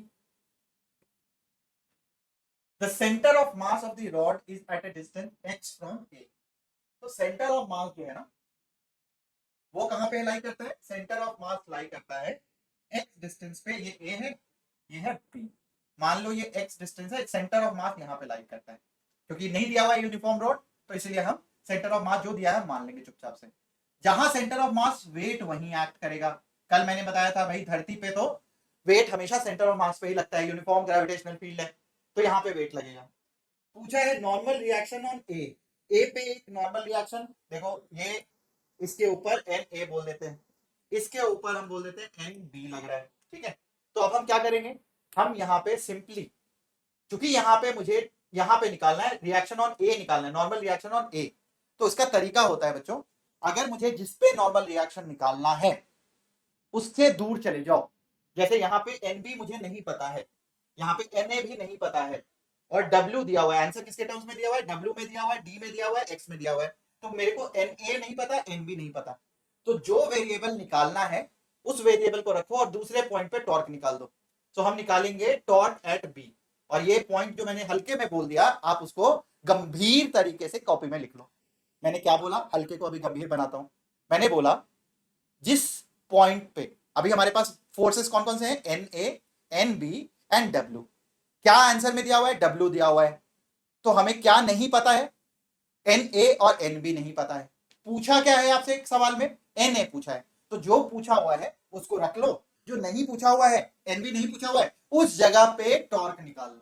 हमेशा ये जो भी चीज इक्विलिब्रियम में रहती है उसका नियम है कि जो चीज नहीं पूछा हुआ है या जिसकी जरूरत नहीं है उस जगह पे टॉर्क निकाल लो। तो मैंने टॉर्क यहाँ पे निकाल दिया, torque at B, because equilibrium में मैं कहीं पे भी टॉर्क निकालू वो जीरो ही आएगा, क्योंकि नेट टॉर्क हमेशा जीरो होता है, तो मैं यहां निकाल लूंगा, तो क्या हो जाएगा, torque due to N A, जितने फोर्सेस हैं, torque due to weight plus torque due to weight is mg nb। अब nb चूंकि वहीं से पास कर रहा है तो टॉर्क जीरो हो जाएगा, इसीलिए इसको मैंने हल्के में ले लिया, nb को उसी पे निकाल लिया। अब na के द्वारा टॉर्क क्या हो जाएगा भाई, na के द्वारा जो टॉर्क होगा वो वेट के द्वारा टॉर्क के बराबर हो जाएगा। तो इस टाइप का जब सवाल हम करते हैं ना तो इसमें क्या होता है, वैसे नाइट पे पूछा तो ऑपोजिट डायरेक्शन में होगा, इसीलिए प्लस माइनस का ध्यान आप देख लेना, बट इसका शॉर्टकट हमेशा ये होता है कि जो पूछा हुआ है इनटू एनए पूछा हुआ है, तो एनए का परपेंडिकुलर डिस्टेंस क्या हो जाएगा, एनबी से हो जाएगा डी, तो एन ए इस जगह पे निकाल रहे हैं इनटू परपेंडिकुलर डिस्टेंस ये वाला which is D will be equal to weight into ये वाला परपेंडिकुलर डिस्टेंस, ठीक है।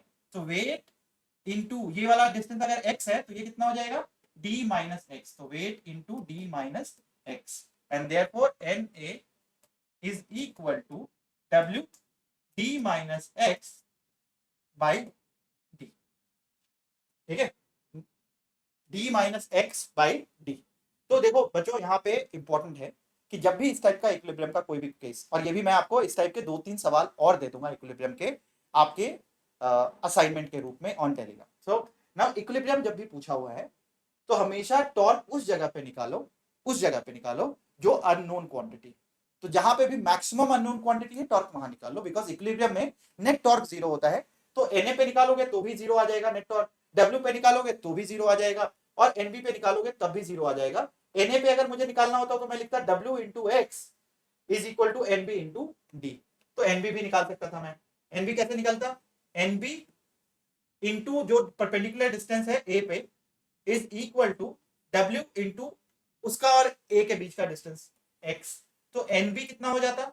NB हो जाता WX बाई D। तो ये आंसर जो था ये NB वाला आंसर था, और D minus X by D ये आंसर Na वाला था। भाई ये तो किसी का भी आंसर नहीं था, ये किसी का भी आंसर नहीं था। ठीक है, तो आपको समझ में आ गया? कर लोगे आप? चलो असाइनमेंट देखता हूं और फिर आप आंसर बताना। ये दिया हुआ है सॉलिड सिलेंडर ऑफ मास इतना इतना rotate about horizontal axis, a mass is on, exactly same question अभी अभी आपने किया था। Attach to the tension in the string required to produce. यहां पिछले वाले क्वेश्चन में टेंशन दिया हुआ था, इस वाले सवाल में टेंशन निकालना है। अब आप तो आराम से सॉल्व कर सकते हो। भाई एक सिलेंडर है, इस सिलेंडर पे एक फोर्स लग रहा है और एंगुलर एक्सीलरेशन भी दिया हुआ है। इधर वेट लगता है, बार बार मैं नहीं लिखूंगा, टेंशन इंटू परपेंडिकुलर, बिकॉज इसके द्वारा टॉर्क जीरो हो जाएगा, इस जगह पे निकाल लेंगे। तो tension into perpendicular distance R is equal to जो इस क्या दिया हुआ सिलेंडर दिया हुआ सॉलिड सिलेंडर, तो सॉलिड सिलेंडर का जो सेंटर ऑफ मास पे जो मोमेंट ऑफ इनर्शिया होगा इनटू अल्फा। तो अल्फा भी दिया हुआ है, टेंशन निकालना है, निकल जाएगा। T is equal to I naught. I naught कितना दिया हुआ है? आई नॉट होता है M R square, solid cylinder है तो एम आर स्क्वायर बाई 2 आ जाएगा, अल्फा हो जाएगा, और यहां से आर नीचे डिवाइड हो जाएगा, आर से आर कैंसिल हो गया, ये आ गया M R by 2 into alpha. ठीक है, आप कर दो, आंसर देख लो। एम कितना दिया हुआ है भाई? एम दिया हुआ है 50, ये दिया हुआ है 0.5 मीटर विच इज आधा मीटर, तो ये हो जाएगा 25। ठीक है, तो M R by 2 into alpha, तो ये आधा ये दो कैंसिल हो गया, 25। अब 25 आप लिखोगे ना तो गलत कर दोगे बच्चों। अब देखो यहां इंपॉर्टेंट है, ये नीट ने कैच किया हुआ था, बहुत सारे बच्चों ने 2014 में 25 आंसर लिखा था। क्यों गलत है? क्योंकि ये दिया हुआ है एंगुलर एक्सीलरेशन दिया हुआ है टू रेवोल्यूशन पर सेकेंड स्क्वायर, जबकि हमें पता है एंगुलर एक्सीलरेशन का ऐसा यूनिट क्या होता है? Radian per second square, and therefore 1 revolution is equal to 2 pi radian, 2 pi radian. तो यहां पे क्या हो जाएगा? Alpha will be equal to 2 multiplied by 2 pi, and therefore it is equal to 4 into pi radian per second square. And जब हम यहां पे पुट करेंगे, मास हो गया 50, रेडियस हो गया आधा, और अल्फा हो गया 4 पाई, और यहाँ पे 2 है, 2 से 2 ये गया, 2 2 4, और ये 4 गया, 50 इंटू पाई, 50 पाई की वैल्यू होती है 3.14। तो देखो 150 के बराबर होना चाहिए था, आंसर तो यही होगा, एग्जैक्ट आएगा। यहाँ पे 3.14 लोगे तो एग्जैक्ट आ जाएगा 50 इंटू 3.14, 50 70, ये 150 प्लस 7 कितना हो गया? 157, तो एग्जैक्ट आ जाएगा अगर 3.14 ले लोगे तो। ठीक है, तो 157 इज द आंसर। सो गलती मत कर देना, आता हुआ सवाल भी गलत करोगे। रेवोल्यूशन अपने आप का रेवोल्यूशन मत कर देना, यहाँ पे रेवोल्यूशन को रेडियन में बदल देना। ठीक है, चलो चलो, एक टॉपिक, 2 टॉपिक खत्म। अब हम आते हैं तीसरे टॉपिक पे, काइनेटिक एनर्जी। ठीक है, सो काइनेटिक एनर्जी इंटरेस्टिंग है यहाँ पे, क्योंकि एनर्जी से ही रिलेटेड सवाल आए हुए हैं। तो अभी हम सवाल जानने से पहले मैं इसकी थ्योरी कर लेता हूं। तो काइनेटिक एनर्जी में 2 तरीके का, जब भी कोई चीज रोटेट कर रहा होता है तो हम बोलते हैं काइनेटिक एनर्जी। एक होता है, अभी तक आपने पढ़ा था ट्रांसलेशन का। ट्रांसलेशन का मतलब है जब ऑब्जेक्ट सीधा सीधा मूव कर रहा होता है बिना घूमे हुए, उसको हम ट्रांसलेशन बोलते हैं। और फिर काइनेटिक एनर्जी हमने रोटेशन का एक पढ़ा था इस चैप्टर में। तो काइनेटिक एनर्जी जो ट्रांसलेशन का होता है वो होता है half M V C M का होल स्क्वायर, मतलब half M V square. Velocity किसका होता है? वेलोसिटी होता है सेंटर ऑफ मास का वेलोसिटी। और काइनेटिक एनर्जी ऑफ रोटेशन क्या होता है? ये होता है half moment of inertia centre of मास का इनटू ओमेगा स्क्वायर, ठीक है। सो नाउ अगर आप देखोगे यहां से तो बेसिकली ये दो फॉर्मूले होते हैं, और अगर एक एग्जांपल ले तो एग्जांपल का मतलब है मान लो एक चीज जो कि आगे v से जा रही है और वो ओमेगा से घूम भी रहा है, तो यहाँ पे v और ओमेगा रिलेटेड होते हैं अगर वो जमीन पे है। जैसे नीट में उसके ऊपर सवाल भी नहीं पूछेगा तो हमेशा रिलेटेड होते हैं। VCOM is equal to omega R अगर जमीन पे रखा हुआ है, तो ये एक रिलेशन है। तीसरी चीज यहाँ पे जो इंपॉर्टेंट है वो आपको लिखनी है। थर्ड चीज is velocity of the centre of mass is equal to omega R if object is rolling on ground, ठीक है। आगे इससे ज्यादा जानने की जरूरत नहीं, ये तीन कंडीशन। तो ये तीन कंडीशंस आपको पता होना चाहिए। ट्रांसलेशन की काइनेटिक एनर्जी कितनी होती है, रोटेशन की कितनी होती है, और अगर टोटल काइनेटिक एनर्जी की हम बात करें तो टोटल काइनेटिक एनर्जी जो होता है वो होता है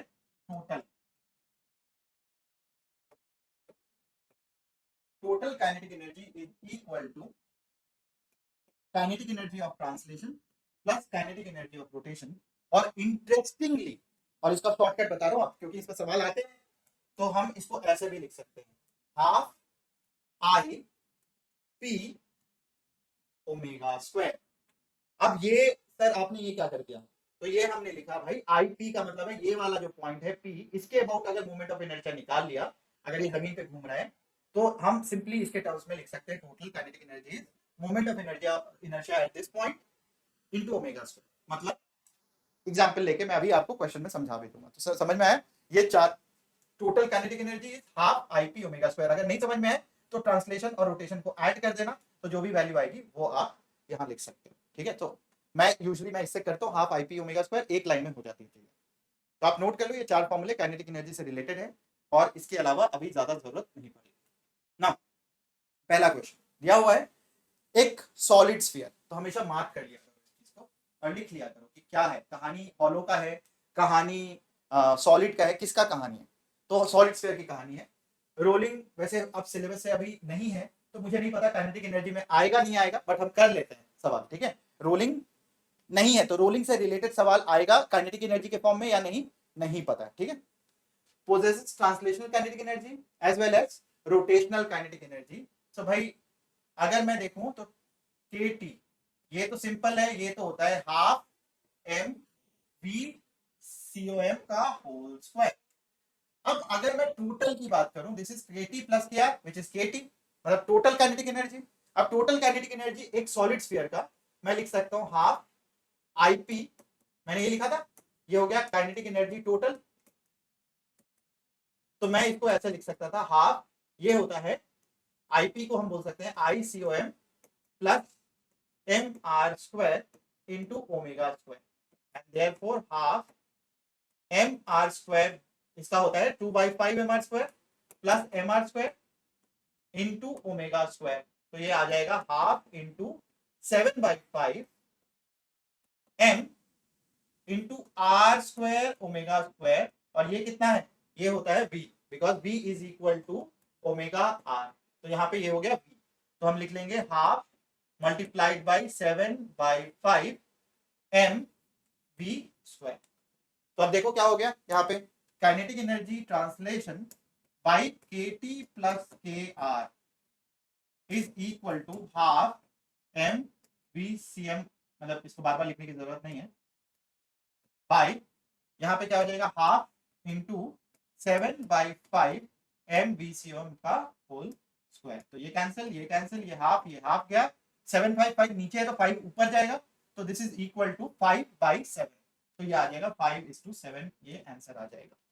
तो आप देखो बच्चों यहाँ पे क्या कर रहे हैं, हम डायरेक्टली अगर हमें पता है कि उस पॉइंट पे मोमेंट ऑफ इनर्शिया जो होता है, हमें ये करने की जरूरत ही नहीं पड़ती। अगर मुझे पता है स्फीयर का एंड पॉइंट पे मोमेंट ऑफ इनर्शिया जो होता है 7/5 होता है, ठीक है, 7/5 MR स्क्वायर। अगर डिस्क होता तो उस जगह पे 3/2 MR स्क्वायर हो जाता। तो हमें अगर याद है वो चीजें तो ये क्वेश्चन भी आसान हो जाएगा, इसलिए हम पहले वाली वैल्यूज मैंने आपको याद कराई थी। तो डायरेक्टली आप यहाँ पे IP लिखते हैं 7/5 MV स्क्वायर, यहाँ पे आप लिखते हैं हाफ इंटू 7/5, क्योंकि IP है तो total kinetic energy is kinetic energy translation का और रोटेशन का। और वैसे भी अगर आप पूरा पूरा डिटेल सॉल्व करोगे तो भी आंसर आ जाएगा। हाफ एम वी स्क्वायर लिखोगे plus half I C M omega square लिखोगे, फिर बी को ओमेगा आर के बराबर पुट करोगे तो भी आंसर आ जाएगा। नाउ ये question, solid sphere of mass radius rotating about its diameter, sphere है, कहानी खेलना सॉलिड स्फीयर का है, ये टिक कर लेंगे, डायमीटर के अबाउट रोटेट कर रहा है। अब क्या आ गया भाई, सॉलिड सिलेंडर भी घुसा दिया, चलो सॉलिड सिलेंडर भी यहाँ पे आ गया। of the same mass and radius is also rotating about its geometrical axis with an angular speed twice that of sphere. So basically अगर एंगुलर इसका स्फीयर का ये है तो सिलेंडर का एंगुलर स्पीड कितना हो गया, ट्वाइस ऑफ स्फीयर। ठीक है, ये दिया हुआ है। Ratio of kinetic energy of rotation, केवल रोटेशन की काइनेटिक एनर्जी की बात कर रहा है, kinetic energy of rotation of sphere and cylinder. Sphere का कितना होता है, रोटेशन की kinetic energy half ICOM omega square which is equal to half sphere का, सॉलिड स्फीयर है 2/5 mr स्क्वायर ओमेगा स्क्वायर, और kinetic energy of rotation of cylinder, cylinder का कितना हो जाएगा, हाफ उसका मोमेंट ऑफ इनर्शिया कितना होता है mr square by 2 into omega square, तो ये हो जाएगा half into half mr square, और यहाँ पे जो ओमेगा है वो कितना है, 2 टाइम्स ओमेगा है किसका, स्फीयर का, तो यहाँ पे आ जाएगा 2 का whole square which is 4 omega square. गलती मत कर देना, सब छोटे छोटे स्टेप्स है।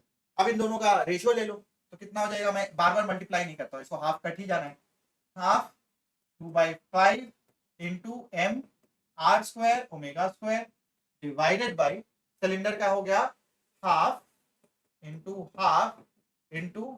mr square into 4 omega square, omega से ओमेगा कैंसिल हो गया, ये कैंसिल हो गया, ये कैंसिल हो गया, ये कैंसिल हो गया, ये कैंसिल, तो भाई ये यहाँ से ये कैंसिल हो गया 2, अब ये यहाँ से ये कैंसिल हो गया तो 1/5 रह गया, 1/5 है तो सही, देख लेना गलती तो नहीं कर रहा हूँ मैं।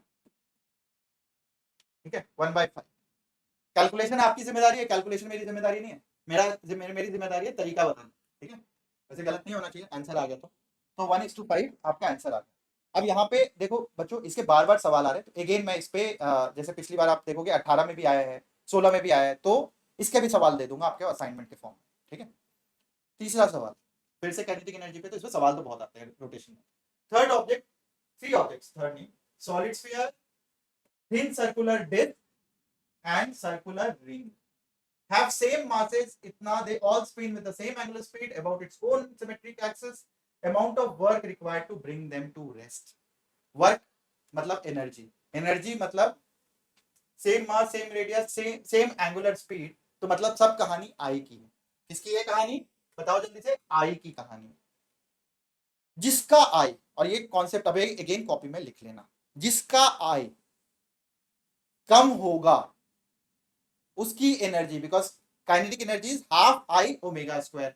काइनेटिक एनर्जी क्या होता है, काइनेटिक एनर्जी होता है हाफ आई ओमेगा स्क्वायर, सबका ओमेगा सेम है, तो भाई जिसका आई ज्यादा होगा, सबसे ज्यादा होगा, उसका काइनेटिक एनर्जी सबसे ज्यादा होगा, उसको उतनी एनर्जी लगेगी रोकने में, और जिसका आई सबसे कम होगा उसकी एनर्जी कम लगेगी। तो भाई देख लेते हैं आई किसका ज्यादा है, अगर बिना मुझे सॉल्व ही करना है तो यहाँ सर्कुलर रिंग, सर्कुलर रिंग का मतलब है सारा मास बाहर है, पेरीफेरी पे है, तो उसका मोमेंट ऑफ इनर्शिया हमेशा सबसे ज्यादा होगा। जब सारा का सारा मास पेरीफेरी पे है तो रिंग का, मेरे को बिना सॉल्व किए मुझे पता है, रिंग का मोमेंट ऑफ इनर्शिया सबसे ज्यादा होगा, रिंग का सबसे ज्यादा होगा। और सबसे कम किसका होगा, सॉलिड स्फीयर का, सॉलिड स्फीयर का कितना होता है 2/5, तो 0.4, कॉम्पैक्ट है ना, डिस्क थोड़ा फैला हुआ है, इट इज नॉट कॉम्पैक्ट, तो डिस्क का होता है 0.5, इसका होता है 0.4, इसका होता है 0.5 और इसका होता है 1, तो ऑब्वियसली रिंग का सबसे ज्यादा, फिर होता है आपका डिस्क का, और फिर होता है सॉलिड स्फीयर का, और डिस्क से भी ज्यादा होता है हॉलो स्फीयर का। तो अगर आपको ये याद है तो आपको एग्जैक्टली पता है रिंग का ज्यादा है तो उसमें सबसे ज्यादा एनर्जी लगेगी रोकने में, इसीलिए आप देखते होंगे साइकिल वाइकिल जो बनता है उसमें सारा का सारा मास किधर होता है, वो बाहर की तरफ होता है, तो एक बार तेजी से चलेगा, मतलब उसको चलाना भी आसान है, आप देखो सारा मास है तो मोमेंट ऑफ इनर्शिया, तो बेसिकली उसको रोकना उतना मुश्किल होता है। आजकल क्या किया, डिस्क बना दिया, तो मास जो है वो सेंटर पे के अराउंड डिस्ट्रीब्यूट कर दिया, तो उसको रोकना आसान हो गया। सो एनीवेज रिंग, इसको रोकना, इसमें सबसे ज्यादा वर्क लगेगा इसको रोकने में, तो भाई रिंग कहाँ गया, रिंग कहाँ गया, सी था, तो भाई सी में सबसे ज्यादा वर्क लगेगा, सी में सबसे ज्यादा वर्क लगेगा, और तो कोई ऑप्शन ही नहीं है। और ए में सबसे कम लगेगा, तो यही हो गया, एक ही चीज निकाल देते तो हो जाता। तो सी में सबसे कम वर्क, मतलब सबसे ज्यादा वर्क लगेगा रिंग में, जिसमें मास सारा बाहर डिस्ट्रीब्यूटेड है। अगला सवाल, ये सवाल क्या है भाई, क्या दिया हुआ है, क्या दिया हुआ है, ओके। ये सवाल करते हैं, पिछला वाला, ये वाला जो सवाल है, इस सवाल में हम एंगुलर मोमेंटम की भी बात करेंगे, तो एंगुलर मोमेंटम पे जब हम पहुंचेंगे तो वापस सवाल पे आ जाएंगे, ठीक है। दिया हुआ है disc of radius 2 metre, mass 100 KG, horizontal floor पे है, इट्स सेंटर ऑफ मास की जो स्पीड है ना भाई 20 centimetre per second, how much work is needed to stop it, ये भी पूछते हैं बार बार।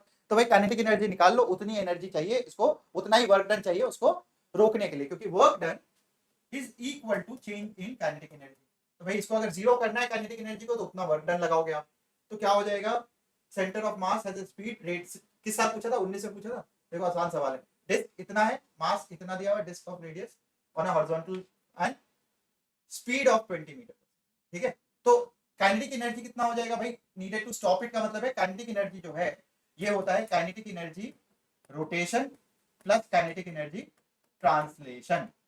अब अगर आप एपी सर के स्टूडेंट हो तो डायरेक्टली आप बोल सकते हो भाई मेरे को पूरा पूरा नहीं लिखना है, काइनेटिक एनर्जी टोटल जो होता है पूरा पूरा आप कर सकते हो, ये होता है हाफ, डिस्क दिया हुआ है उसका नीचे वाले पॉइंट पे जो आईपी होगा इनटू ओमेगा स्क्वायर, तो कितना हो गया हाफ, नीचे वाले पॉइंट पे होता है एम आर स्क्वायर, पूरे डिस्क का होता है एम आर स्क्वायर बाई 2, और नीचे वाले पॉइंट पे होता है 3/2 एम आर स्क्वायर, डिस्क है इसके अबाउट सेंटर ऑफ मास के about M R square by 2, और इस पॉइंट के अबाउट मोमेंट ऑफ इनर्शिया होता है 3/2 एम आर स्क्वायर, तो लिख लिया हमने यहाँ पे into omega square, R square omega square ये तो होता है वी स्क्वायर, तो ये हो गया 3/4 एम वी स्क्वायर। अब वैल्यू डाल दो, 3/4 एम वी स्क्वायर, 3/4, मास कितना दिया हुआ है 100 केजी दिया हुआ है, और आर की जरूरत नहीं पड़ी, वाह, इंटू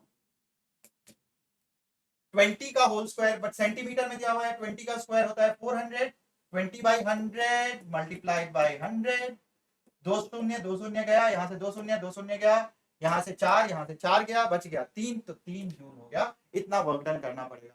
तो जैसे ही आप ये देखते हो total energy work done to stop it, मतलब work done kinetic energy translation को भी रोकेगा, टोटल काइनेटिक एनर्जी को रोकने में जो वर्क डन चाहिए, and therefore total kinetic energy is half IP omega square, और नहीं करना है तो आप ऐसे कर सकते हो, half ICOM omega square plus half M VCM square, और इसके साथ साथ आप ये भी फॉर्मूला यूज करोगे VCM is equal to omega R, ठीक है।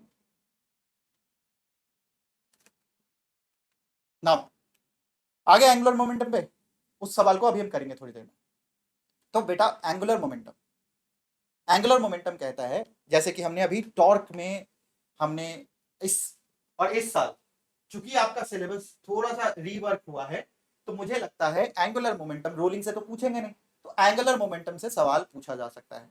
एंगुलर मोमेंटम जैसा कि हमने टॉर्क देखा था बिल्कुल वैसा ही होता है, उसको हम लिखते हैं R cross P, R cross P, और इसका जो मैग्नीट्यूड होता है वो होता है R P, magnitude is R P sine theta, और जैसे मैंने वहां पे लिखा था it is equal to R perpendicular into P, या आर इंटू पी परपेंडिकुलर, इसका मतलब होता है, एक एग्जाम्पल के साथ समझा देता हूं,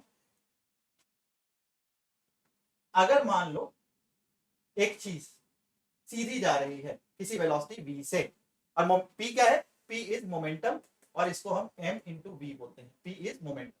अगर मान लो एक चीज v से जा रही है और मुझे इस पॉइंट पे, जो कि यहां से मान लो ये मैं बोल देता हूं r है, और ये जो परपेंडिकुलर डिस्टेंस है वो l है, तो मुझे r डिस्टेंस पे जब है तो एंगुलर मोमेंटम निकालना है o पॉइंट पे।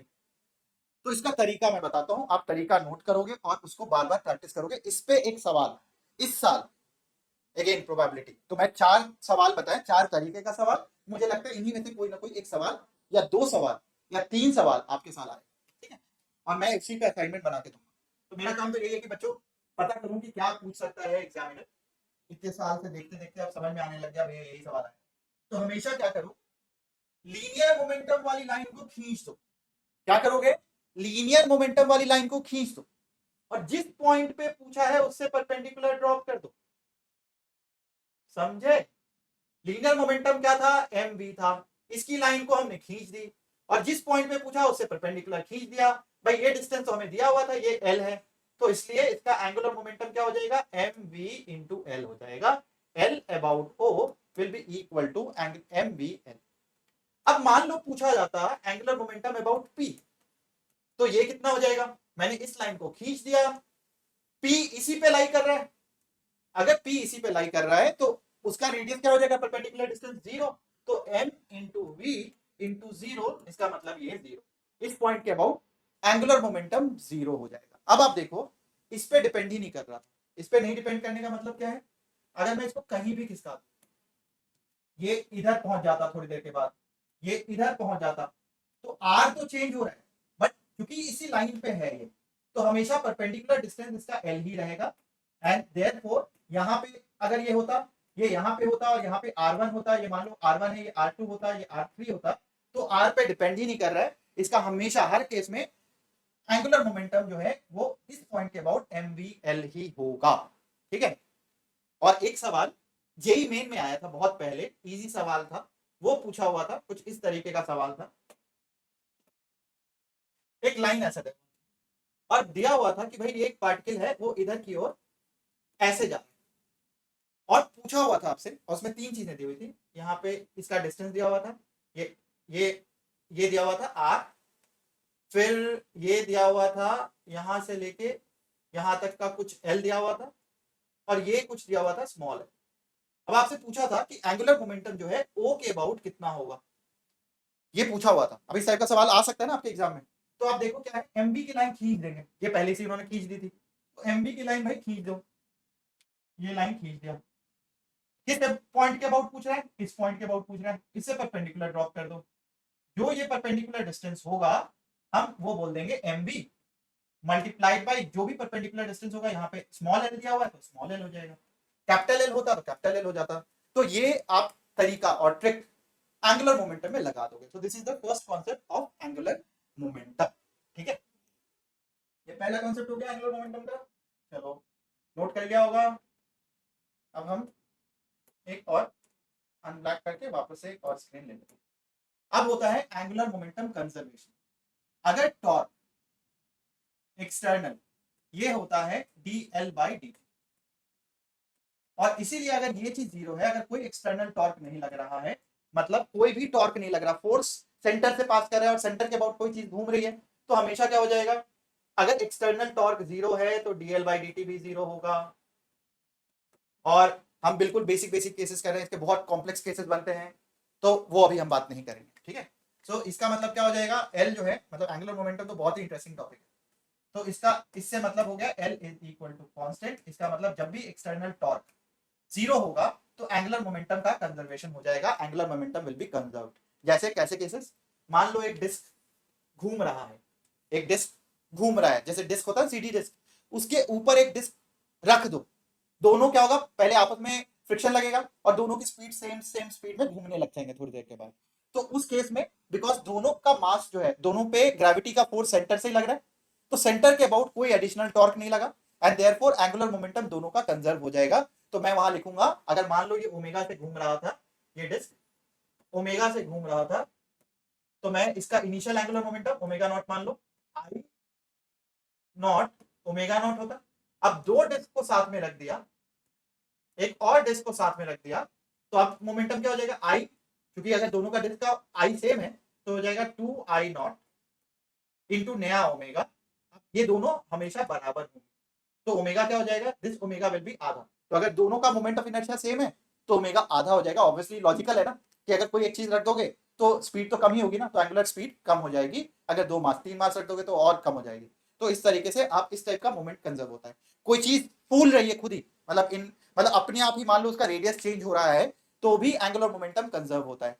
एक और केस होता है, एक बहुत इंटरेस्टिंग केस है फिजिक्स में, कि मान लो एक इस तरीके से इसके ऊपर एक मास घूम रहा था और उसको एक रस्सी से नीचे की ओर टेबल पे एक चीज घूम रही थी इस तरीके से, और उससे एक धागा बांध दिया और उसको एक रस्सी से एक होल से नीचे की ओर हमने रख दिया, धागा नीचे की ओर जा रहा है। अब धीरे धीरे अगर मैं धागा को खींचता हूं तो उसका रेडियस कम होता जाएगा, बट अभी भी इसके ऊपर कोई बाहर से एक्सटर्नल टॉर्क नहीं लग रहा है। पहले mg लग रहा था और नॉर्मल लग रहा था, वो अभी भी लगेगा। और टेंशन जो है सेंटर की ओर उस एक्सिस से पास कर रहा है, तो इसीलिए अब उस टेंशन के द्वारा भी टॉर्क नहीं लगेगा। तो वैसे केसेस में भी जब उसका रेडियस कम होता है तो एंगुलर मोमेंटम कंजर्व होता है। पहले होगा एम वी आर, बाद में हो जाएगा M V dash R dash.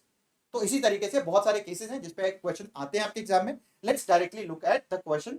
Whenever external torque is 0 तो एंगुलर मोमेंटम कंजर्व होगा। Will directly jump to the question. इस पे हम आते हैं काइनेटिक एनर्जी, और इस पे देखो इस वाले क्वेश्चन पे हम आते हैं क्योंकि इसमें टाइम लगेगा। यहाँ पे देखते हैं क्या दिया हुआ है। दिया हुआ है solid sphere is rotating freely about its axis, the radius of the sphere, वो बढ़ता जा रहा है, मास उसका सेम है। तो आप देखो मोमेंट ऑफ इनर्शिया क्या होता है। मोमेंट ऑफ इनर्शिया होता है सॉलिड स्फीयर का 2/5 mr²। ये हमेशा मार्क करिए 2/5। तो अगर रेडियस बढ़ रहा है और मास सेम है, मास सेम है, रेडियस बढ़ता जा रहा है, तो मोमेंट ऑफ इनर्शिया भी बढ़ता जाएगा एंड देयरफॉर दिस इंक्रीजेस, है ना, ये इंक्रीज होगा। अब एंगुलर वेलोसिटी, एंगुलर वेलोसिटी क्या होगा। ऑब्वियसली कोई चीज अगर मैं इसको बढ़ा रहा हूं, इसको बढ़ाता चला जा रहा हूं, तो क्या हो रहा है, आई इसका इंक्रीज हो रहा है। तो आपको देखा होगा, आपने एग्जांपल देखा होगा कि एक कोई भी स्पिनिंग पर्सन अगर वो अपना हैंड ऐसे रखता है तो उसका स्पीड कम हो जाता है, और इसीलिए कोई भी बैलरीना या कोई भी इस तरीके का जो डांस करते हैं उसमें इस हाथ को इधर की ओर लेके आ जाते हैं, मतलब ऐसा किया और ऐसा कर लिया। इससे क्या हो गया, ऐसे करने से वो, एक बार मैंने गौरव सर को देखा था, वो शक्तिमान का एग्जाम्पल ले रहे थे। तो ऑब्वियसली शक्तिमान जो है ऐसे करके नहीं नाचता है, वो ऐसे ही नाचता है। उसका रीजन भी था कि भाई जब ऐसे कर देंगे तो आपकी स्पीड, आई हो गया कम तो स्पीड हो गई ज्यादा, आई हो गया ज्यादा तो स्पीड हो गई कम। तो यहाँ पे भी क्या हो जाएगा, एंगुलर स्पीड जो है वो आई चूंकि ज्यादा हुआ तो एंगुलर स्पीड जो है ये हो जाएगा कम। रोटेशनल काइनेटिक एनर्जी क्या होता है, रोटेशनल काइनेटिक एनर्जी होता है हाफ आई ओमेगा स्क्वायर। अगर ये आपस में दोनों आई इंटू ओमेगा होता तो एक चीज बढ़ा एक चीज कम हुआ, लेकिन यहाँ पे आप रिलेट नहीं कर सकते एंड देयरफॉर ये भी यहाँ पे क्या हो जाएगा, इसको हम किसी एक चीज को भी हटा लेंगे, ठीक है। तो अब यहाँ पे क्या हो गया, अभी इसको रहने देते हैं, will come back to that. Now angular momentum, ये तो हमें पता है कि भाई I1 omega 1 is equal to I2 into omega 2 and therefore चूंकि I जो है इसका ये बढ़ता जा रहा है, तो हम यहां से लिख सकते हैं कि ओमेगा 2 जो है वो क्या हो जाएगा, I1 ओमेगा 1, ये दोनों सेम रहेंगे, तो angular momentum will be conserve. तो ये तो कंजर्व है ही है, ये तो पक्का हो गया। तो यहाँ से तो कांस्टेंट कौन सा रहेगा, आंसर तो मेरे पास आ गया, बट अब ये सोचना है ये चीज बढ़ेगी ये चीज कम होगी, ये चीज कांस्टेंट रहेगी, और इसका क्या हो जाएगा, तो इसको हम रिलेट कर देंगे आई और एल के टर्म्स में। तो अब मैं यहाँ पे एक और स्क्रीन लेके आता हूं, और इसलिए पिछले वाला क्वेश्चन नहीं कराया था। काइनेटिक एनर्जी होती है हाफ आई ओमेगा स्क्वायर, और एंगुलर मोमेंटम होता है आई इंटू ओमेगा। अगर मैं इसका स्क्वायर कर दूं तो ये हो गया आई स्क्वायर ओमेगा स्क्वायर, और अगर मैं डिवाइड कर दूं के बाई एल स्क्वायर, तो यहां से क्या हो जाएगा, ये half I into omega square को हटाना था मुझे, तो ये हो गया I square omega square and therefore ये कैंसिल हो गया, यहां से ये कैंसिल हो गया, एंड क्या हो जाएगा, L square k by L square is equal to half I, ये रख लेते हैं, k by L square is equal to half I. तो अगर एंगुलर मोमेंटम कांस्टेंट है और मोमेंट ऑफ इनर्शिया बढ़ रहा है, तो देखो आप ये देखो k क्या हो गया, k is equal to L square by 2i, और ये फॉर्मूला आप याद रख लेना। तो अगर l कांस्टेंट है, एंगुलर मोमेंटम कांस्टेंट है, तो k is inversely proportional to i। तो इसका मतलब अगर i बढ़ेगा तो k कम हो जाएगा, और i कम होगा तो k बढ़ जाएगा। k is inversely proportional to i, तो ये आप नोट कर लो, k is inversely proportional to i। तो अगर i इंक्रीज होगा तो k कम हो जाएगा। तो पिछले वाले केस में क्या हो जाएगा, यहाँ पे काइनेटिक एनर्जी जो हो जाएगा, रोटेशनल काइनेटिक एनर्जी, हम रोटेशनल से ही रिलेट कर रहे हैं, टोटल से नहीं कर रहे हैं, तो rotational kinetic energy will reduce. तो चूंकि एंगुलर मोमेंटम कांस्टेंट है, तो अब हमें समझ में आ गया चारों क्वांटिटीज क्या होने वाली हैं। अब आपके एग्जाम में किसी भी तरीके का क्वेश्चन आएगा कि भाई अगर ऐसा केस हो रहा है तो काइनेटिक एनर्जी का क्या हो रहा है, इंक्रीज कर रहा है डिक्रीज कर रहा है, बता दोगे डिक्रीज कर रहा है।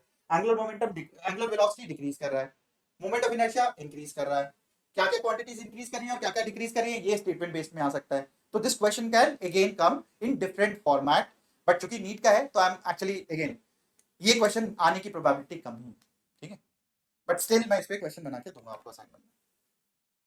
नाउ दिया हुआ है two discs of moment of inertia passing through center perpendicular to this, they are brought into contact face to face coinciding with this. Again lengthy calculation है, आपको इसका रिजल्ट याद रखना चाहिए। यहाँ पे क्या हो गया, दो डिस्क है of the same moment of inertia passing with angular velocities, यहाँ नहीं दिया हुआ ओमेगा 1 एंड ओमेगा 2, ठीक है। तो मैं यहाँ पे जब भी दो डिस्क साथ में आएंगे तो I1 omega 1 is equal to I2 omega 2। Two disc of the same moment of inertia, दोनों का मोमेंट ऑफ इनर्शिया सेम है, तो क्या हो जाएगा, perpendicular and they are brought together, sorry एक मिनट, दोनों को साथ में लाया गया। तो बेसिकली इसका मोमेंट ऑफ इनर्शिया, पहले वाले का मोमेंट ऑफ इनर्शिया, इसका मोमेंट ऑफ इनर्शिया ये कितना हो गया, I इंटू ओमेगा 1, और दूसरे वाले का भी मोमेंट ऑफ इनर्शिया कितना हो गया, I इंटू ओमेगा 2। दोनों को साथ में लाएंगे तो क्या बन जाएगा, I omega 2 plus I omega 1, ये हो जाएगा। And this will be equal to, अब एक नया ओमेगा से घूमेगा ये, तो this will be equal to, अब इनका total moment of inertia 2I हो गया इंटू नया ओमेगा ओमेगा हो गया, एंड देयरफॉर I से I कैंसिल हो गया, और omega 2 omega is equal to omega 1 plus omega 2, ये आ गया हमारे पास।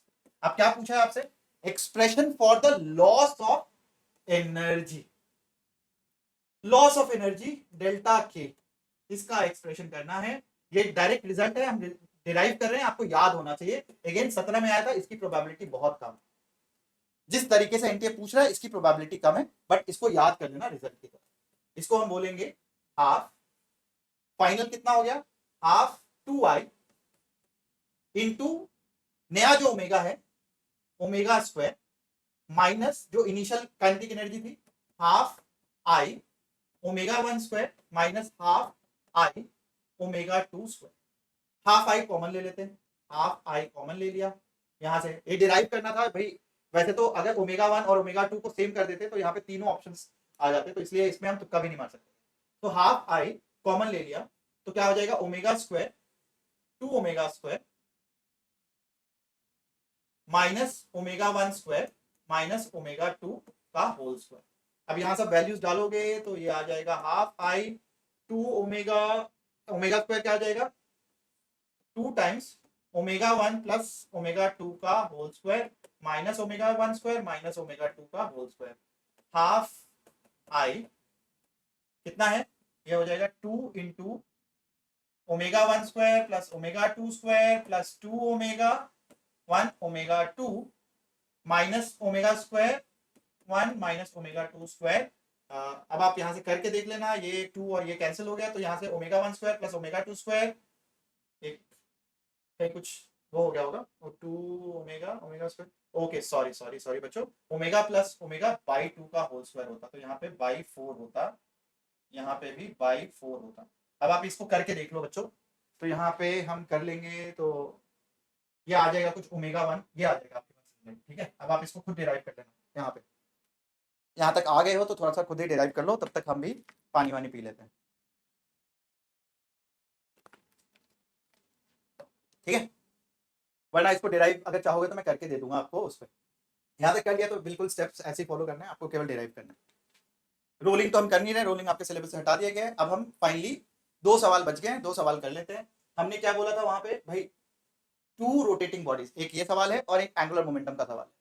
2 rotating bodies A and B of masses m and 2m have moment of inertia IA and IB, यहाँ IB और ये है have equal kinetic energies of rotation, ठीक है। 2 rotating body है A और B, मास है m और 2m, तो हमारे पास काइनेटिक एनर्जी हो जाएगा of rotation half IA omega square and half IB omega square. तो ये काइनेटिक एनर्जी आ गई आपके पास, और दोनों काइनेटिक एनर्जी क्या है, have equal kinetic energies of rotation, तो ये दोनों इक्वल, ठीक है। ये हो गया ओमेगा A और ये हो गया ओमेगा B, ठीक है। तो यहां से हमारे पास ये दिया हुआ है कि 2 रोटेटिंग बॉडीज हैं, और IB और IA जो है, IB हमेशा IA से ज्यादा है, और दोनों की kinetic energy same. If LA and LB are angular momentum, ठीक है, तो LA और LB, अब देखो मैंने आपको रिलेशन बताया था ना, रिलेशन क्या बताया था? रिलेशन बनाया था कि भाई kinetic energy is equal to L square by 2y, ये बताया था। अब ये L1 I1 इस तरीके से डाल देते हैं और K1 बता देते हैं, तो क्या हो जाएगा? काइनेटिक एनर्जी दोनों का सेम है, तो L1 स्क्वायर बाई 2I1 या IA, ये A कर लेते हैं, is equal to LB square by 2IB, ये ऐसे कर लेंगे। ये हमने डिराइव किया था अभी थोड़ी देर पहले, याद रखना उस रिलेशन को कि काइनेटिक एनर्जी जो होता है वो L स्क्वायर बाई 2I होता है। तो अब यहां से देखो, ये चूंकि यहां से क्या आ जाएगा, LA, हमें रिलेशन ये निकालना है, LA बाई LB, ये कितना हो जाएगा? इसका स्क्वायर इज इक्वल टू, ये इधर आ गया तो इधर चला जाएगा, IA बाई IB, और इसका स्क्वायर हटाएंगे तो इसका अंडर रूट आ जाएगा। अब दिया हुआ है IB चूंकि IA से ज्यादा है, तो ये क्वांटिटी जो है इससे ज्यादा है, तो LB जो होगा वो LA से क्या होगा? यहां से देखो, LA बाई LB, तो IA क्या है? IB is greater than IA, तो क्या हो जाएगा? यहां से देख लो, LA by LB, IA by IB, तो IB इज ग्रेटर, तो ये अगर ज्यादा है तो ऑब्वियसली रेशियो कम होगा, रेशियो कम होगा इसका मतलब क्या है? दिस इज लेस देन 1, अगर लेस देन 1 है तो LA is less than LB। ये एक बार देख लेना खुद से, ये सही भी लिखा है कि नहीं लिखा है, वैसे तो सही लिखा होना चाहिए, LA स्क्वायर बाई, ठीक है, एक बार फिर से कर लेते हैं इसको derive, half I omega square और L होता है I ओमेगा, इसको स्क्वायर कर लेंगे, टिक टिक टिक, इसको डिवाइड कर देंगे तो K by L square is equal to, यहाँ से हाफ, ये रह गया, ये कैंसिल हो गया, ओमेगा स्क्वायर कैंसिल हो गया, हाफ I आ गया, K is equal to L square by 2I, तो ठीक है।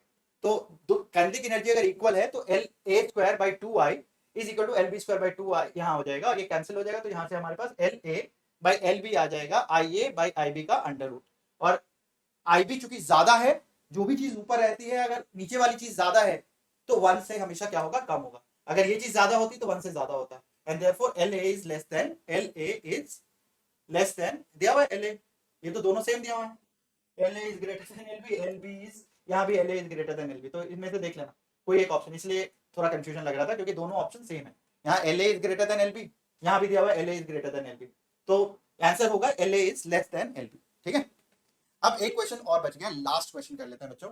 यहाँ पे ये दिया हुआ है कि भाई मैंने आपको बताया था कि जैसे जैसे हम इसको धागे को नीचे खींचेंगे इसका रेडियस चेंज होता जाएगा, और जैसे जैसे इसका रेडियस चेंज होता जाएगा एंगुलर मोमेंटम कंजर्व रहेगा। तो अगर एंगुलर मोमेंटम कंजर्व रहेगा तो शुरू में था mv0 इंटू आर, फाइनल क्या रहेगा भाई? नया वेलोसिटी, तब जब ये आधे डिस्टेंस पे आ जाता है, स्ट्रिंग विच पासेस सर्कल, जब ये r0 बाई 2 पे आ जाता है, तो r0 बाई 2 पे आ जाता है, ये कैंसिल, ये कैंसिल, ये कैंसिल, ये cancel, and therefore v is equal to 2v0, ये आ गया कि फाइनल रेडियस आधा हुआ तो वेलोसिटी डबल हो गई, तो काइनेटिक एनर्जी क्या हो जाएगा? Kinetic energy, final kinetic energy is half m v square which is equal to half m इसका 2v0 का whole square, half m 4v0 का होल स्क्वायर, ये 2 कैंसिल हो गया और ये आ गया आपके पास 2mv0 square, 2mv0 whole square. तो आई होप बच्चों, तो यहां तक हम लोगों ने ऑलमोस्ट सारी चीजें कर ली हैं। रोलिंग नहीं कर रहे हैं, रोलिंग क्योंकि आपके सिलेबस से हट गया है। यहाँ पे रोलिंग में वैसे भी क्वेश्चन बहुत कम आ रहे थे, 2 ही क्वेश्चन आया था अभी तक, अब देखो 13 में आया था, 14 में आया था, तो रोलिंग से क्वेश्चन भी नहीं आ रहा था, तो रोलिंग हट गया, तो चलो कोई वैसे फर्क नहीं पड़ा, क्वेश्चन नहीं आ रहा था, तो will not discuss rolling much. Rolling के लिए अलग से कभी मैं एक लेक्चर करा दूंगा, एक्स्ट्रा कभी कुछ आता है तो, ठीक है। तो आई होप आपको ये सेशन पसंद आया हो, इसमें थ्योरी और क्वेश्चन, अगर इसमें कुछ भी लगता है आपको मुझे मॉडिफाई करने की जरूरत है आपके हेल्प के लिए, तो please right in the comment box, please comment में लिखना जरूर। इस वीडियो को शेयर कर दो, चैनल को सब्सक्राइब कर दो, ये पूरे सीरीज के लिए, और इसके बाद एक बार ये सीरीज कंप्लीट हो जाती है then we will also discuss about top 50 top 100 questions, या तो मैं या कोई और सर आके आपको पूरा टॉप 100 टॉप 50 वाले इंपॉर्टेंट क्वेश्चंस एवरी चैप्टर के करा लेंगे, स्पेशली जो असाइनमेंट की मैं बात कर रहा हूँ उस असाइनमेंट से रिलेटेड चीजें आपको करा दी जाएंगी क्लास के अंदर, ठीक है। तो जुड़े रहो इस चैनल से, बहुत सारी चीजें होंगी, and me Anand Prakash signing off. चलो प्रैक्टिस करो, प्रैक्टिस करो, प्रैक्टिस करो, practice makes a boy and a girl a doctor, a future doctor. तो प्रैक्टिस करते जाओ, करते जाओ, करते जाओ, अपने नाम के आगे डॉक्टर उसको बड़ा करते चले जाना, और एक दिन वो सपना आपका पूरा हो जाएगा। सो ऑल द बेस्ट बच्चों, एंड बस मेहनत करो,